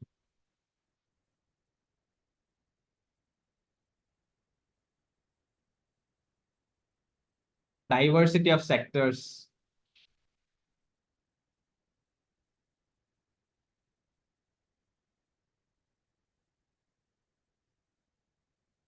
etc. Okay, so that's it regarding the limitations. I hope you are clear with the limitations and non-availability of data, accuracy issues, very common things. Now we'll analyze the history of national income estimation in India. Okay, history of national income estimation in India. For national income, you can write down NI. History of national income estimation in India. History of national income estimation in India. I'll tell you the name of a book. Do you know? You please tell me whether you know the author of this book. Okay, Poverty and Un-British Rule in India. Dadabhai Navroji. So you can write down this. There are many individual efforts of national income estimation. There are many individual efforts of national income estimation. There are many individual efforts of national income estimation even before independence.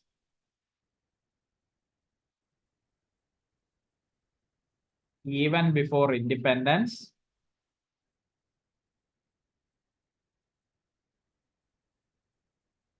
And one such individual effort or one such person was Dadabhai Navroji. അങ്ങനെ ഒരു individual effort ഇട്ട ആൾ അല്ലെങ്കിൽ ഒരു individual person ആണ് Dadabhai Naoroji.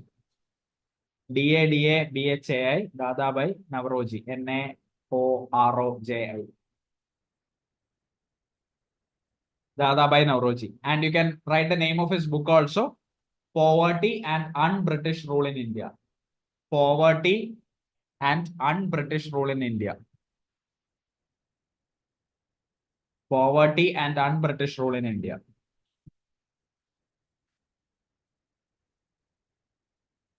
Another important person was VKRV Rao. Dr. VKRV Rao. Dr. VKRV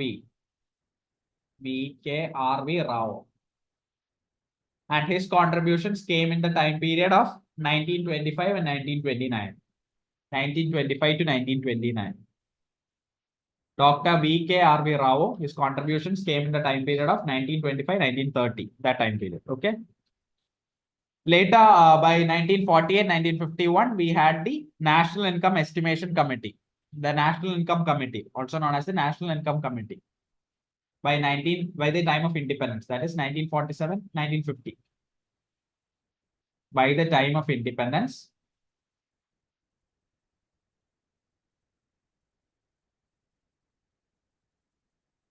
we had the National Income Committee. And do you know who headed this committee? Who was the chair of this? Who was the chairman of this committee? We have already told his name in the development strategy of India. PC Mahalanobis is the head of this committee. He was the head of this committee. PC Mahalanobis. MAHALANOBIS. That was exactly from the period of 1948 to 51. Okay. 1948 to 51. That was the exact period. I mean, by the time of independence, exactly you can write down in brackets 1948 to 51. A National Income Committee was established.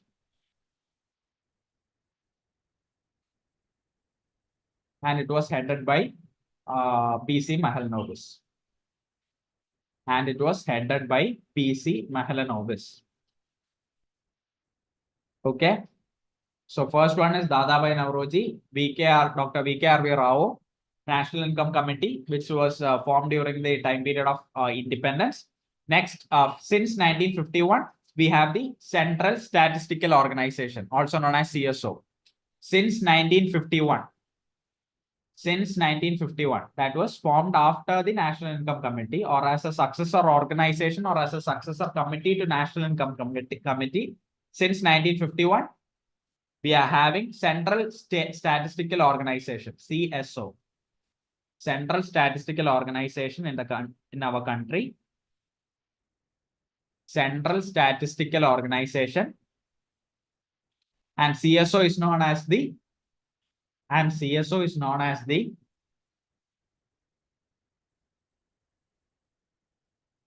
premier statistical institution.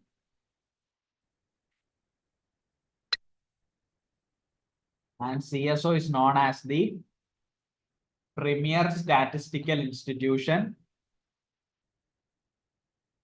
for data collection in our country. Premier statistical institution for data collection in our country. Premier statistical institution for data collection in our country. CSO, next point which you can write under CSO is CSO also presents national income estimates. CSO also presents national income estimates every year,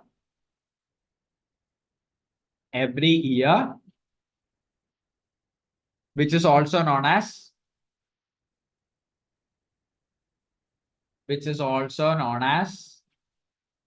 NAS, or National Accounts Statistics. National Accounts Statistics. NAS, National Accounts Statistics. National Accounts Statistics. Okay. So that's it. This is the history of national income estimation in India. From the time of Dadabhai Naoroji, was a very prominent person who has contributed to the national income estimation of India. And he has termed it even in his book, Poverty and Un-British Rule in India. Then National Income Estimation Committee, Dr. V.K.R.V. Rao. You have to understand the concept of Central Statistical Organization, CSO.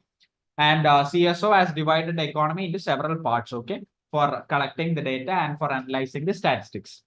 So that's it regarding the history of national income estimation. And next is the topic of classification of the Indian economy. That's what we have studied once, but this is the exact classification or the precise classification of the Indian economy. Classification of Indian economy. Agriculture sector.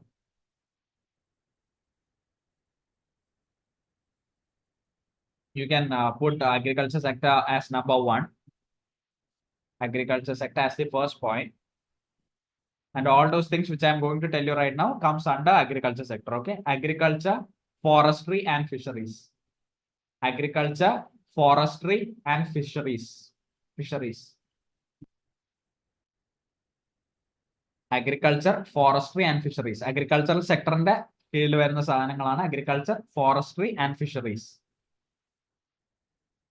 Next is the second point at the industrial sector. Industrial sector. Industrial sector. Industrial sector in the points are mining activities or mining, manufacturing,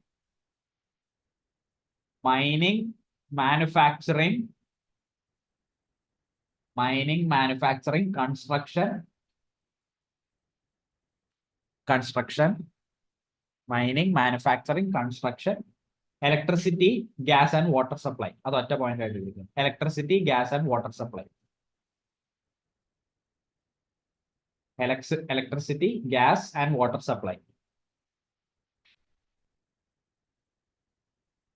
Third point which you can write down is transportation, communication and trade.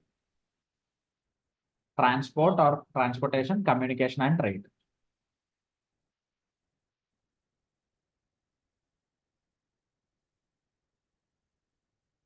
Transportation, communication and trade. അതിന്റെ കീഴിൽ വരുന്ന points ആണ് trade, hotel and restaurant, trade, hotel and restaurant,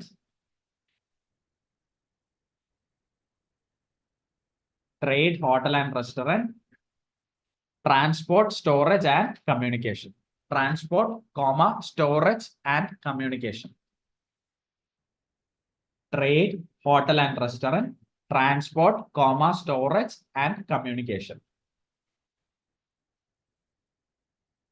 The fourth point is finance and real estate. Fourth point is finance and real estate.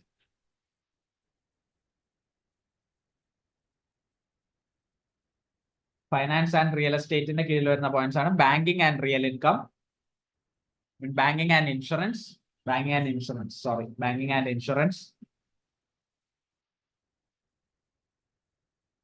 real estate and commercial services. Real estate and commercial services, banking and insurance, real estate and commercial services.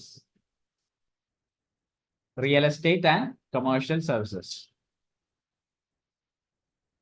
Fifth point, community, social and personal services. Community, social and personal services. Community, social and personal services.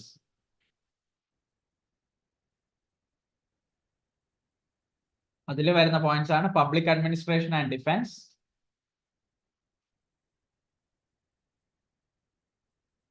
public administration and defense,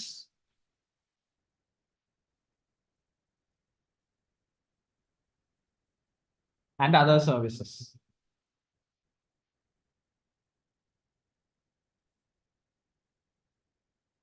And the last point is foreign sector. Foreign sector.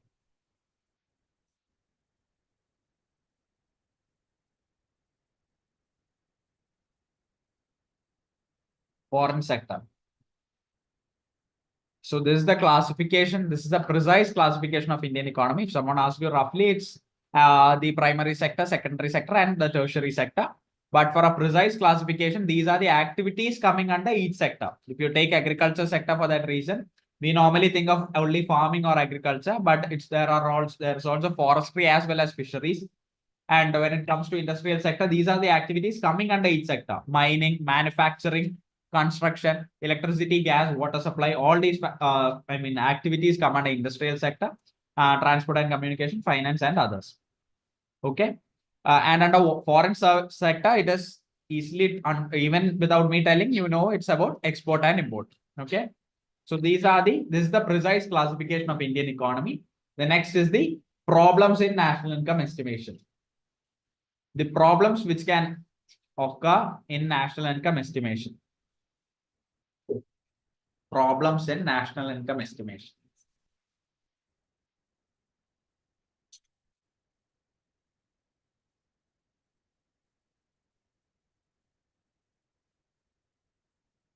Problems in national income estimation, you can make it into two different branches. You can divide it into two and write conceptual problems. Conceptual problems. Conceptual. CONCEPTUAL. Conceptual. PTUAL. Concept UAL. Conceptual problems, and the next branch is practical problems. Practical problems. One is concept related, one is practical. That's under conceptual problems or concept related problems. You can write down. You can divide that into two branches. That is conceptual problem can be classified into two. You can write it down. The first problem is about the inclusion of services. Inclusion of services.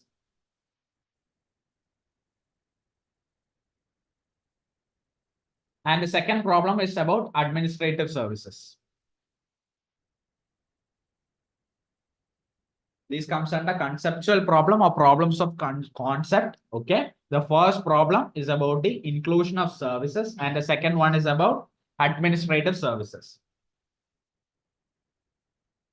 These are the two divisions of conceptual problems.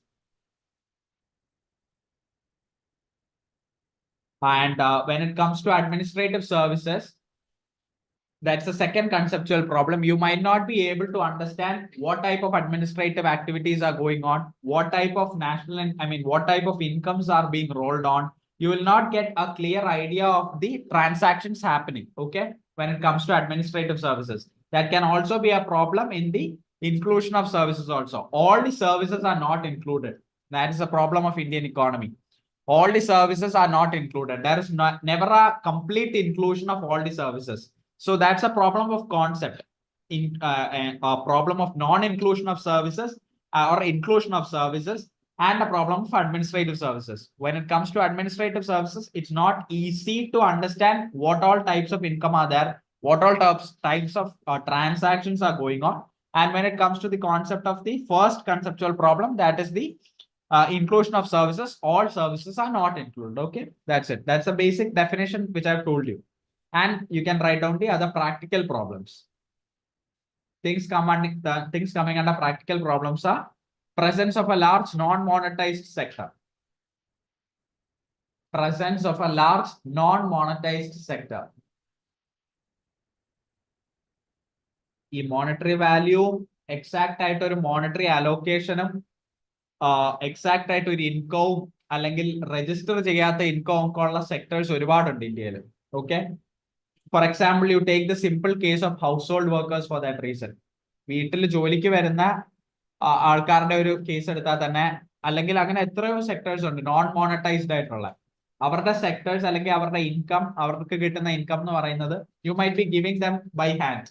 They might not have a bank account, they might not know these bank transactions. അങ്ങനെ non മോണറ്റൈസ്ഡ് ആയിട്ട് പോകുന്ന സെക്ടേഴ്സും ഉണ്ട്, അൺമോണിറ്റേർഡ് ആയിട്ട് പോകുന്ന സെക്ടേഴ്സും ഉണ്ട്. Okay, അപ്പൊ അതിന്റെ ഒരു ലാർജ് ഷെയർ ഇന്ത്യൻ ഇക്കോണമിയിലുണ്ട്. only due to the fact that we have a large unorganized sector. ഇന്ത്യയുടെ ഇക്കോണമി എടുത്ത് നോക്കിക്കഴിഞ്ഞാൽ unorganised sector is very large. Okay, അവിടെ നോൺ മോണറ്റൈസ്ഡ് ആയിട്ടും അൺകൺട്രോൾഡ് ആയിട്ടും അൺമോണിറ്റേർഡ് ആയിട്ടും മോണിറ്റർ ചെയ്യാതെയും ഉള്ള activities ഒരുപാടുണ്ട്. So it's the presence of a large, there is a presence of a large non-monetized sector, and that is one of the practical problems. Reality ആണ് അത്, കോൺസെപ്റ്റിന്റെ പ്രശ്നമല്ല, real problem ആണ് Indian ഇക്കോണമിയുടെ ഒരു large non മോണറ്റൈസ്ഡ് sector ഉണ്ടെന്നുള്ളത്. The second one is, which you have already written as a problem, non-availability of appropriate and reliable data. Non-availability of appropriate and reliable data. Many a times, even in a very small survey, it's very tough to get a reliable data or an accurate data. Our non-availability of appropriate and reliable data is a very big practical problem when it comes to the case of Indian economy.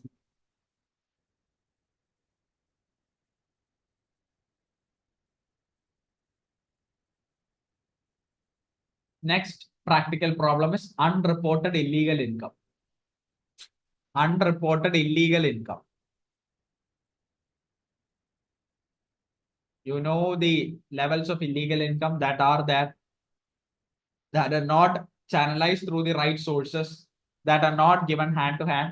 There are a lot of unreported illegal income. These are all not measured in national income. Okay, regional disparities. Regional disparities. Regional disparities. And difficulties in classification of working population. Difficulties in classification of working population. Difficulties in classification of working population. Working population തന്നെ കൃത്യമായിട്ടൊരു division ഇല്ല Indian ഇക്കോണമിയിൽ നോക്കിക്കഴിഞ്ഞാൽ.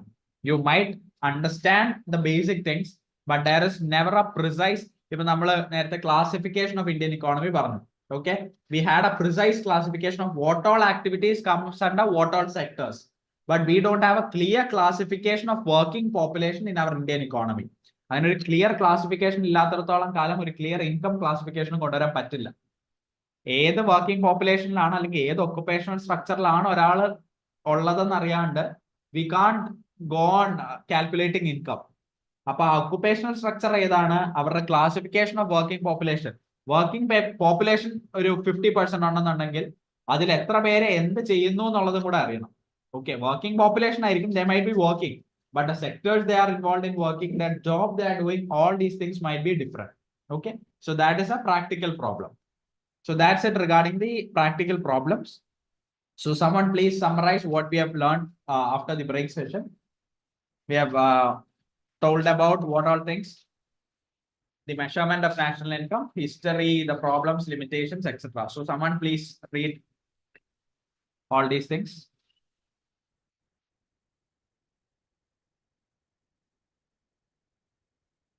I mean, anyone from this first bench, you can. Yeah.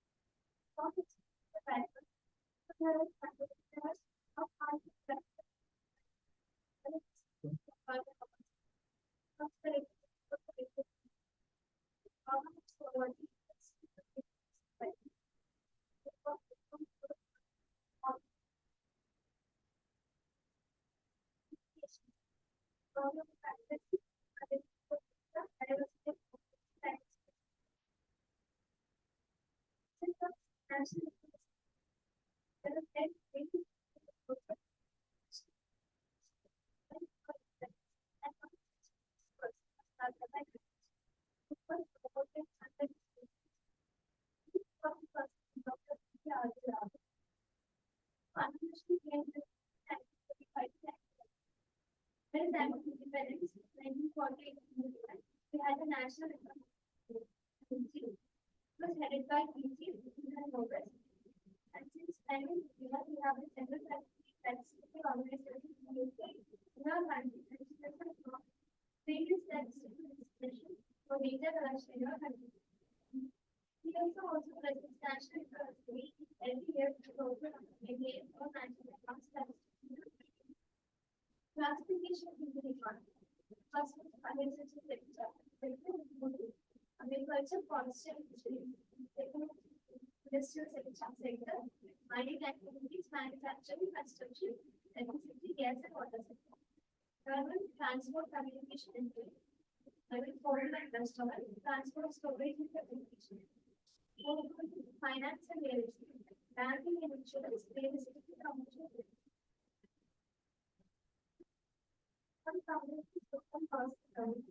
Public administration, defense and other. Some foreign sector, export and import. Problems in national information, consumption problems and practical problems. Problems, definition of services and administrative services. Practical problems, lessons of law on monetary sector, no availability of ability to reliable data, and important immediate income, regional disparity. Okay, so that's it regarding the basics of national income estimation. Okay, so I request you, once you go home, you read what is factor cost. Now, if I suddenly ask you what is factor cost, what is factor cost?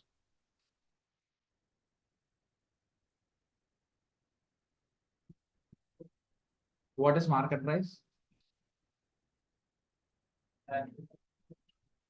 Yeah, that is from the consumption point. Yeah. What is real income?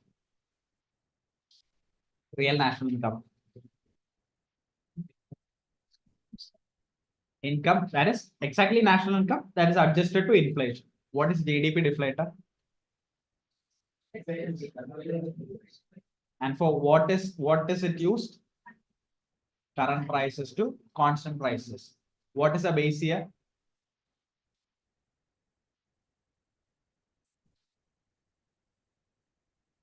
Yeah. What are constant prices?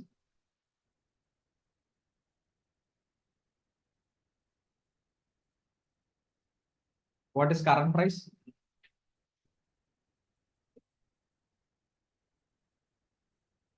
Okay. So, I mean, in the estimation of national income, okay, you must be very clear with these points, okay? The limitations, the history of national income estimation, and all these are things which you can remember. If you even if you remember the names like Dr. V.K.R.V. Rao or Dadabhai Naoroji, you can write something. But these topics are something which you must have in your mind always, okay? That is NNP, NDP, GDP, GNP, all these things. NDP is equal to GDP minus depreciation. GNP is equal to, or NNP is equal to, yeah. So you must understand whenever we take the net and gross terms, what is the factor which we use? Depreciation. That's it. So you must revise it once you go home. You must read it. So we'll now move to chapter 4, the next chapter.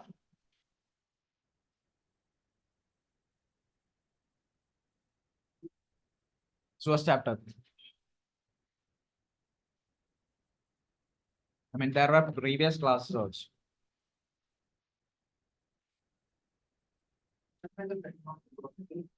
Yeah, that is chapter 3 actually. I mean, the first 2 chapters are basically what we have dealt till now. That's just the basic terms. So the next chapter is unemployment, poverty, and inequality. 3 terms which you might be very familiar with. Unemployment, poverty, and inequality. Unemployment, poverty, and inequality.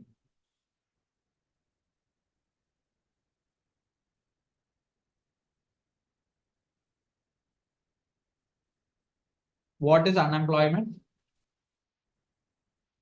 That is something I know.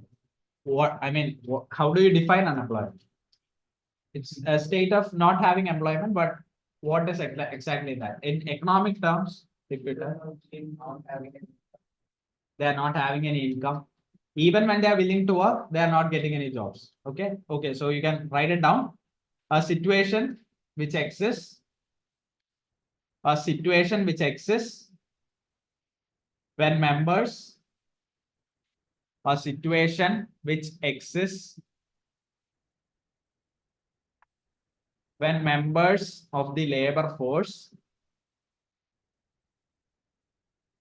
A situation which exists when the members of the labor force wish to work. A situation which exists when members of the labor force wish to work but cannot obtain a job.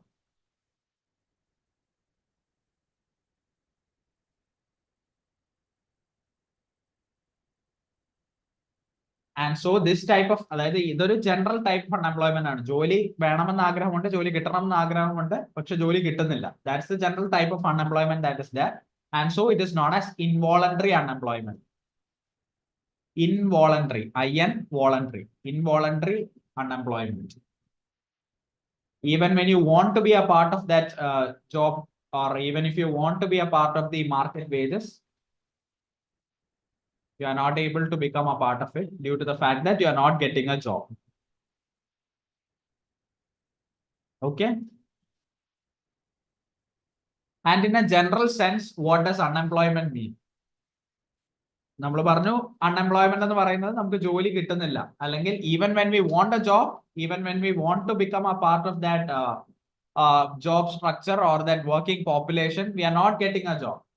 So in fact ഒരു economy അല്ലെങ്കിൽ നിങ്ങളിപ്പോ നിങ്ങളുടെ ഒരു individual perspective നോക്കാതെ if you are the economy, if you are the main head of this state അല്ലെങ്കിൽ main head of this country ആയിട്ട് നിങ്ങളെ consider ചെയ്യുകയാണെങ്കിൽ what does unemployment mean? It means that there is a wastage of resources. നമ്മൾ പറഞ്ഞല്ലോ we are human resources. When we are unemployed there is a wastage of resource. You can not it down. There is a wastage of resources. That is the meaning of unemployment actually. ഒരു economic point of view നോക്കുമ്പോൾ ആ resources, അതായത് resources എന്ന് പറയുന്ന human resource ആയ നമ്മളെ fully utilise ചെയ്യുന്നില്ല. There is under utilization of resource or wastage of resources.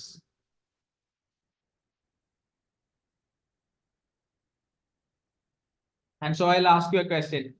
A type of economy where the level of unemployment is so high. Okay. Imagine that the level of unemployment is so high in the economy. Will that economy be potentially very good or bad? Bad. Why? For the reason which we stated right now, because there is a wastage of resources, unemployment of resources, underutilization of resources. You must know these different types of terms, okay? Underutilization of resources, wastage of resources,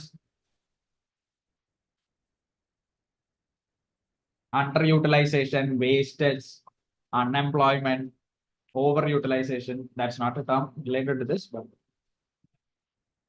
okay. Is it clear?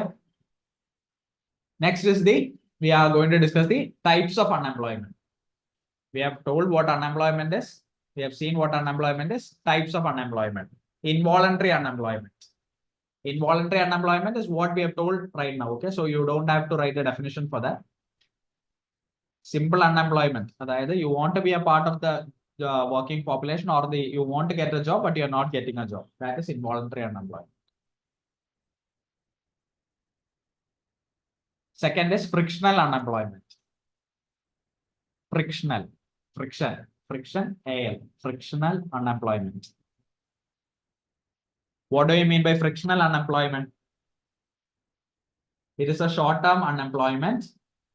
അല്ലെങ്കിൽ ഒരു short term phenomenon ആണ് ഈ frictional unemployment എന്ന് പറയുന്നത്. It's A short term phenomenon. It's a short-term phenomenon which might be caused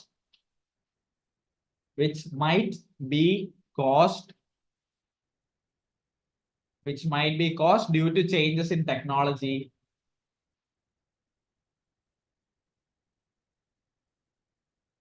lack of skill set, etc. Lack of skill set അല്ലെങ്കിൽ ടെക്നോളജിക്ക് നമുക്ക് പരിചയമില്ലാത്തത് കൊണ്ടോ ഒക്കെ ഉണ്ടാകുന്ന അൺഎംപ്ലോയ്മെന്റ് ആണ് ഫ്രിക്ഷണൽ അൺഎംപ്ലോയ്മെന്റ് എന്ന് പറയുന്നത്. സോ ഒരു എക്സാമ്പിൾ പറയുകയാണെങ്കിൽ, imagine that there is an industry. Okay, in that industry suddenly they have shifted from one technology to another, or they haven't been using technology. Now they have started to use a new technology which you are not aware of. Okay, you don't have this, you don't have the skill set to analyze that technology. You are not aware of that technology. So what will you do? You will quit from the job and you will learn that, right? You will learn what is required to stay in that industry, and again you will come back. That's what you do. So that's a short-term phenomenon. What you want is a job itself. You want a job, but for that short period of time, you are staying away from the job to attain that required skill set. That is known as frictional unemployment. So that's a short-term phenomenon. That's the major point you have to highlight. Next is cyclical unemployment. Cyclical unemployment. Cyclical unemployment. Again, it's a short-term phenomenon only. It's a short-term phenomenon, but it's not caused due to a change in technology. It is caused due to a downtrend in economic cycle. It is caused due to a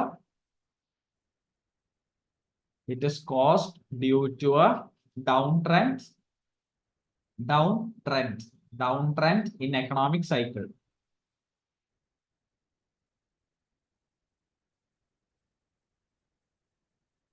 You might be familiar with these terms of recession, right?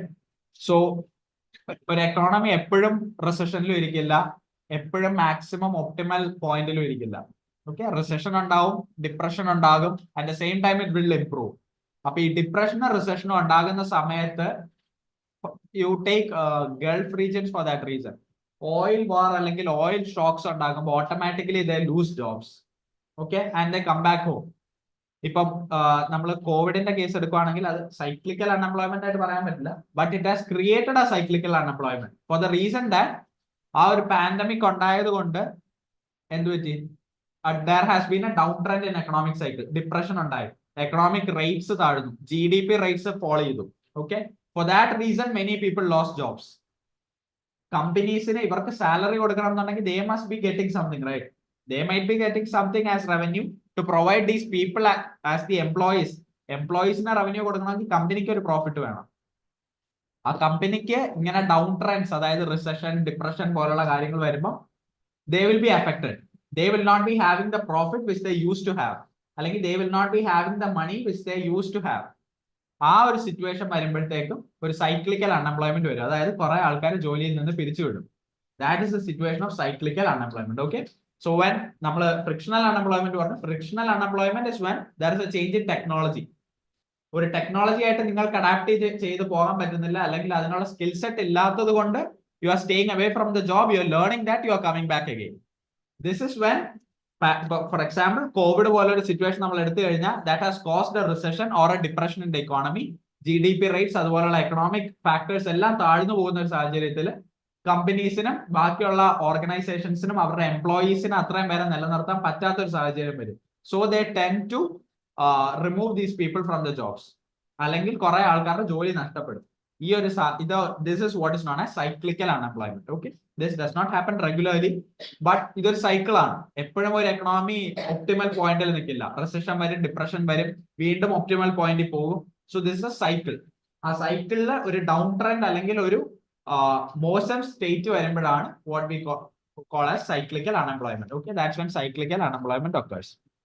Now we'll analyze the type. So these are the general types of unemployment. Now we'll analyze the types of unemployment in India. Okay, types of unemployment in Indian context, or types of unemployment in India.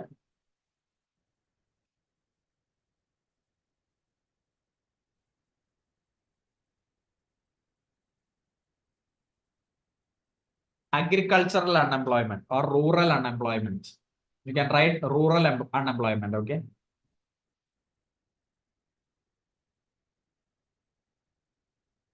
Rural unemployment. What do you think will be rural unemployment? Rural areas unemployment, and of course, but what can be the reason? I mean, basically, the rural sector, when it comes to Indian context, the rural sector is mostly dominated by which sector? Rural areas, agriculture. Agriculture seasonal. Seasonal. That's another type of unemployment. We'll come to that. പക്ഷേ agriculture എന്ന് പറയുന്ന സാധനം, അല്ലെങ്കിൽ farming എന്ന് പറയുന്ന ഒരു occupational area never provides a stable economic source. Okay, fluctuate ചെയ്യാം. ഒരു ഫ്ലഡ് ഉണ്ടായാൽ ഇറ്റ്സ് ഓവർ. ഇപ്പൊ കേരളത്തിന്റെ കോൺസെപ്റ്റ് തന്നെ നമ്മൾ എടുത്താൽ, we have been facing a lot of floods. Okay, from 2018 being the biggest flood season. From that time onwards, we have been having a lot of floods. ഒരു flood ഉണ്ടായി, ഒരു പാടം നശിച്ചു കഴിഞ്ഞാൽ കഴിഞ്ഞു. That's the end of their economic source. അവർക്ക് വേറെ ഒരു വരുമാന മാർഗം ഇല്ല. So that is the rural unemployment. For a particular definition, you can note down this. In rural areas, agriculture is the main profession, but only about 50%. Agriculture are the main profession, but only about 50%.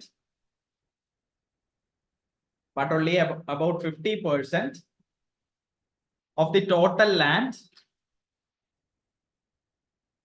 But only about 50% of the total land is irrigated. Irrigated എന്ന് പറഞ്ഞാൽ നമ്മൾ artificial ആയിട്ട് വെള്ളം എത്തിക്കുന്നത്, മഴ പെയ്യാണ്ട്. Okay, ഇങ്ങനെ ഒരു situation വരുമ്പോഴത്തേക്കും 50% ലാൻഡ് ഇറിഗേറ്റഡ് ആയിട്ടുള്ളൂ. ബാക്കി 50% is dependent on what? Monsoons, അല്ലെങ്കിൽ ഒരു റെയിനി സീസണ് വേണ്ടിയിട്ട് അവർ വെയിറ്റ് ചെയ്യുകയാണ്. സോ ദിസ് ഈ റൂറൽ അൺഎംപ്ലോയ്മെന്റിന്റെ ഒരു ഫാക്ടർ ആണ്, which you can right as the next point or the next type of unemployment in India, that is seasonal unemployment. Seasonal unemployment.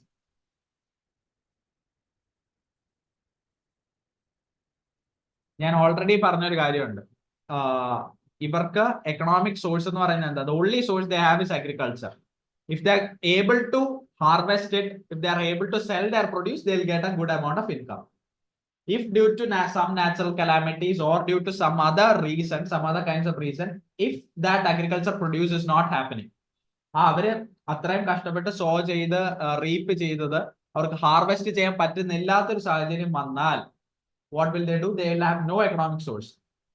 അല്ലെങ്കിലും ഫാമേഴ്സിന്റെ ഒരു case എടുത്തു കഴിഞ്ഞാൽ, they are not employed for a whole of a year.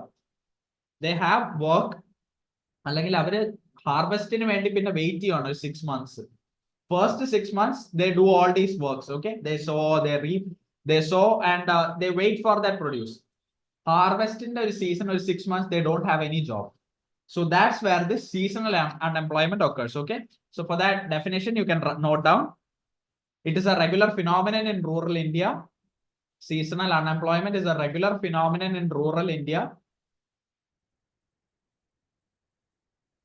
Seasonal unemployment, it's a regular phenomenon in rural India, more specifically in agriculture sector of the economy. Rural sector എന്ന് പറയുമ്പോൾ agriculture മാത്രമല്ല, agriculture ആണ് പക്ഷെ dominant. Okay, more specifically in agricultural sector of the economy.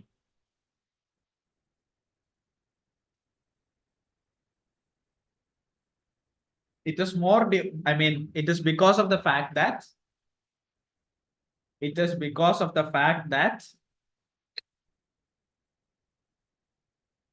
agricultural activities are,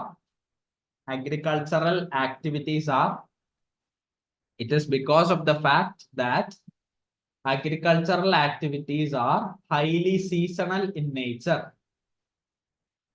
Highly seasonal in nature. Agricultural activities are highly seasonal in nature. So, job availability is more during sowing and harvesting. Job availability കൂടുതൽ sowing ന്റെ harvesting ന്റെ seasonsലാണ്.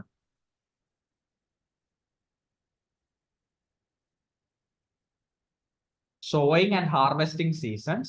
Sowing, SOWING. Sowing and harvesting seasons. But is almost absent between these activities.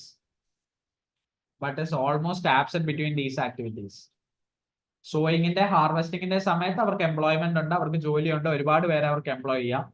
But ഈ sowing ന്റെ but is almost absent between these two activities. ഈ sowing ന്റെ harvesting ന്റെ ഇടയ്ക്ക് ഒരുപാട് സമയമുണ്ട്. ആ ഒരു 6 to 8 months they don't have any other job. Okay, so they are seasonally unemployed. ആ ഒരു 6-8 മാസം എന്ന് പറയുന്ന സീസൺ ആയിട്ട് നമ്മൾ കൺസിഡർ ചെയ്ത they are unemployed during that period. They don't have any work. So that's a major problem and a major type of unemployment of India. Next one is disguised unemployment. Disguised unemployment.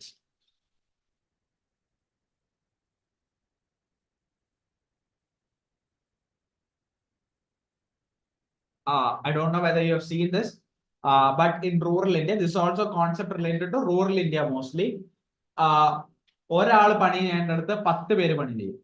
Okay, that's the basic concept. Where one person is required to work, 10 people work. Okay, ഈ 10 people work ചെയ്യുന്ന സ്ഥലത്ത് ഒരാൾക്ക് ചെയ്യാനുള്ള ജോലിയെ കാണുള്ളൂ, പക്ഷെ 10 പേര് ജോലി ചെയ്യുമ്പോൾ ശരിക്കും 9 പേർക്ക് ജോലി ഇല്ല. That is disguised unemployment. If you ask me whether they are working, they are working. But if you ask me, are they really working? They are not really working. മനസ്സിലായില്ലേ? അതായത് the amount of labor, like the amount of persons required to complete that work is one person or two people. Okay, this is an example. One people or two people. But rural India case എടുത്തു കഴിഞ്ഞാൽ why are they employing more than two people for that same activity? It's because their population is very large. Urban India, rural India, ഏറ്റവും വലിയ വ്യത്യാസം എന്ന് പറഞ്ഞാൽ the rapid population growth in rural India. Okay, അതുകൊണ്ട് തന്നെ they employ more people randomly in an activity, even when the number of people required for that activity might be very less. Okay, so that is disguised unemployment. I hope you understand. ഒരാള് simple ആയിട്ട് keep this fact in mind. ഒരാൾ work ചെയ്യുന്നിടത്ത് അല്ലെങ്കിൽ 2 പേര് work ചെയ്യുന്നിടത്ത് 10 പേര് അല്ലെങ്കിൽ 15 പേര് വർക്ക് ചെയ്യും. So literally പറഞ്ഞാൽ ആ ഒരു 10-15 2 പേര് വർക്ക് ചെയ്യുന്നിടത്ത് 15 പേര് വർക്ക് ചെയ്ത് കഴിഞ്ഞാൽ 13 പേർക്ക് really work ഇല്ല. They are simply employed, but they do not have any work, or they are not contributing anything. They are not producing anything. They are not doing any productive activity. So you can write it down. Income ആണ്, ഒരു slight income ആണ് rural India. They are involved in this agriculture sector only. They will have a slight level of income, but the thing is that that's not needed. They are not required for this job. അങ്ങനെ വരുമ്പോഴത്തേക്കും ശരിക്കും work ചെയ്യുന്ന 2 പേർക്ക് കിട്ടേണ്ട income കൂടെ ഇവർക്ക് distribute ചെയ്തു. മനസ്സിലായില്ലേ? 2 പേർക്ക് കിട്ടേണ്ട ഇൻകം 15 പേർക്ക് ഡിസ്ട്രിബ്യൂട്ട് ചെയ്യുമ്പോഴാണ് ദിസ് ടൈപ്പ് ഓഫ് പോവർട്ടി ഒക്കെ ചെയ്യുന്നത്. 2 പേര് റിയൽ ആയിട്ട് വർക്ക് ചെയ്യുന്നു, 15 പേരുണ്ട്. അപ്പൊ ബാക്കി 13 പേർക്കും കൂടെ ഈ 2 പേർക്ക് കിട്ടേണ്ട ഇൻകം ഡിസ്ട്രിബ്യൂട്ട് ചെയ്ത് പോവാണ്. So they are actually deprived of their income, and the others are getting income for the work they are not doing. Okay, that's the concept. So you can write it down. This is another unique problem of rural India. And as for one of the reasons I mentioned, it is due to the high concentration of population in rural India. High concentration of population in rural India.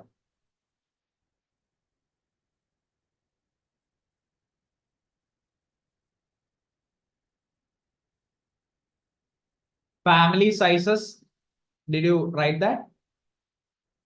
This is because of the high concentration of population in rural India. Family sizes are generally large. Family sizes are generally large. Family sizes are generally large with small and marginal land holdings.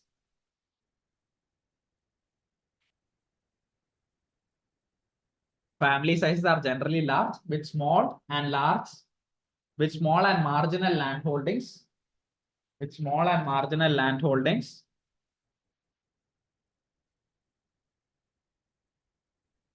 And it leads to low productivity levels. And it leads to low productivity levels.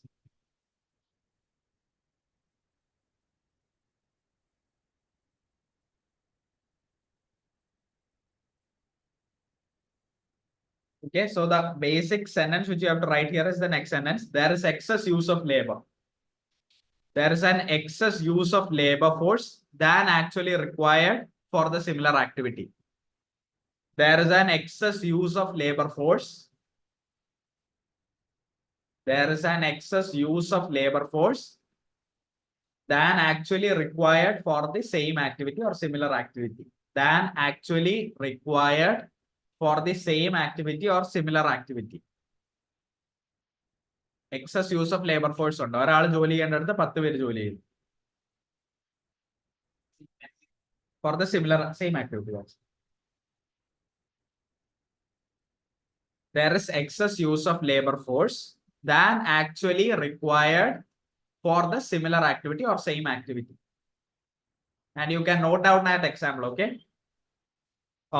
In a field or in a land where 10 people are, where only 2 people are required to work, 10 people work.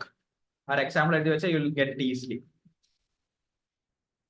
10 പേര് ജോലി ചെയ്യുന്നിടത്ത് രണ്ട് പേര് ജോലി ചെയ്യുന്നിടത്ത് 10 പേര് ജോലി ചെയ്യുന്നതാണ് disguised unemployment.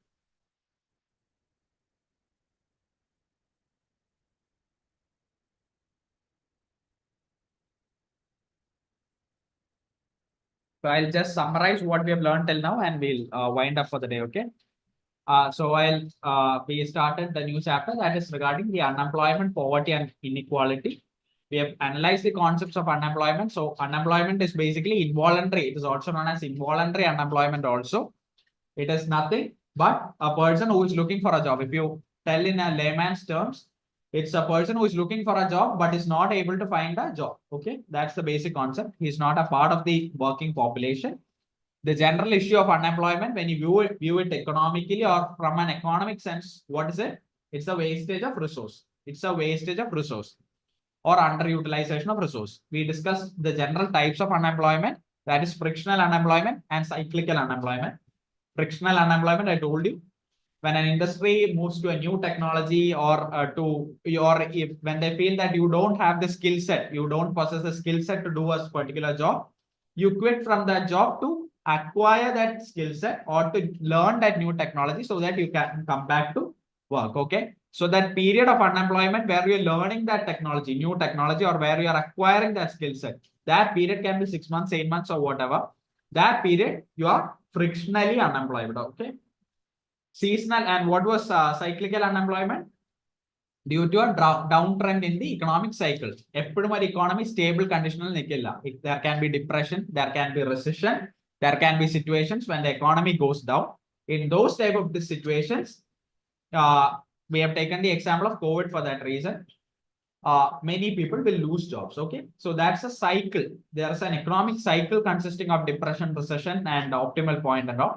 In that point, there is a boom, there is a recession, there is a depression. So in that cycle, when it reaches recession, many people will lose jobs. So when they lose jobs due to a downtrend in economic cycle, it is known as cyclical unemployment. Okay, And we've discussed the types of unemployment in the context of India. First is the rural unemployment, which I've already told you is related to the agricultural unemployment.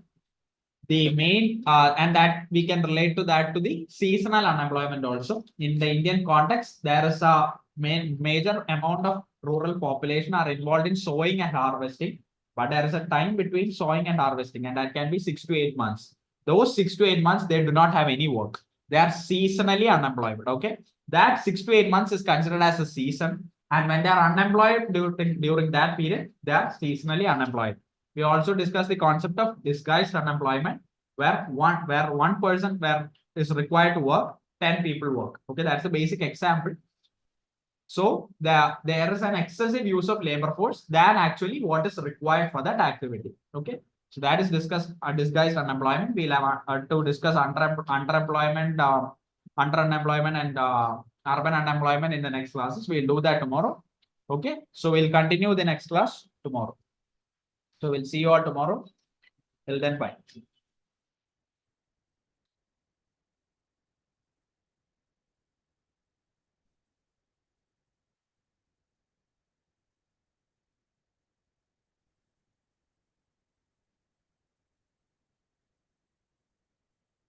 ഇന്ന് leave ആണ്.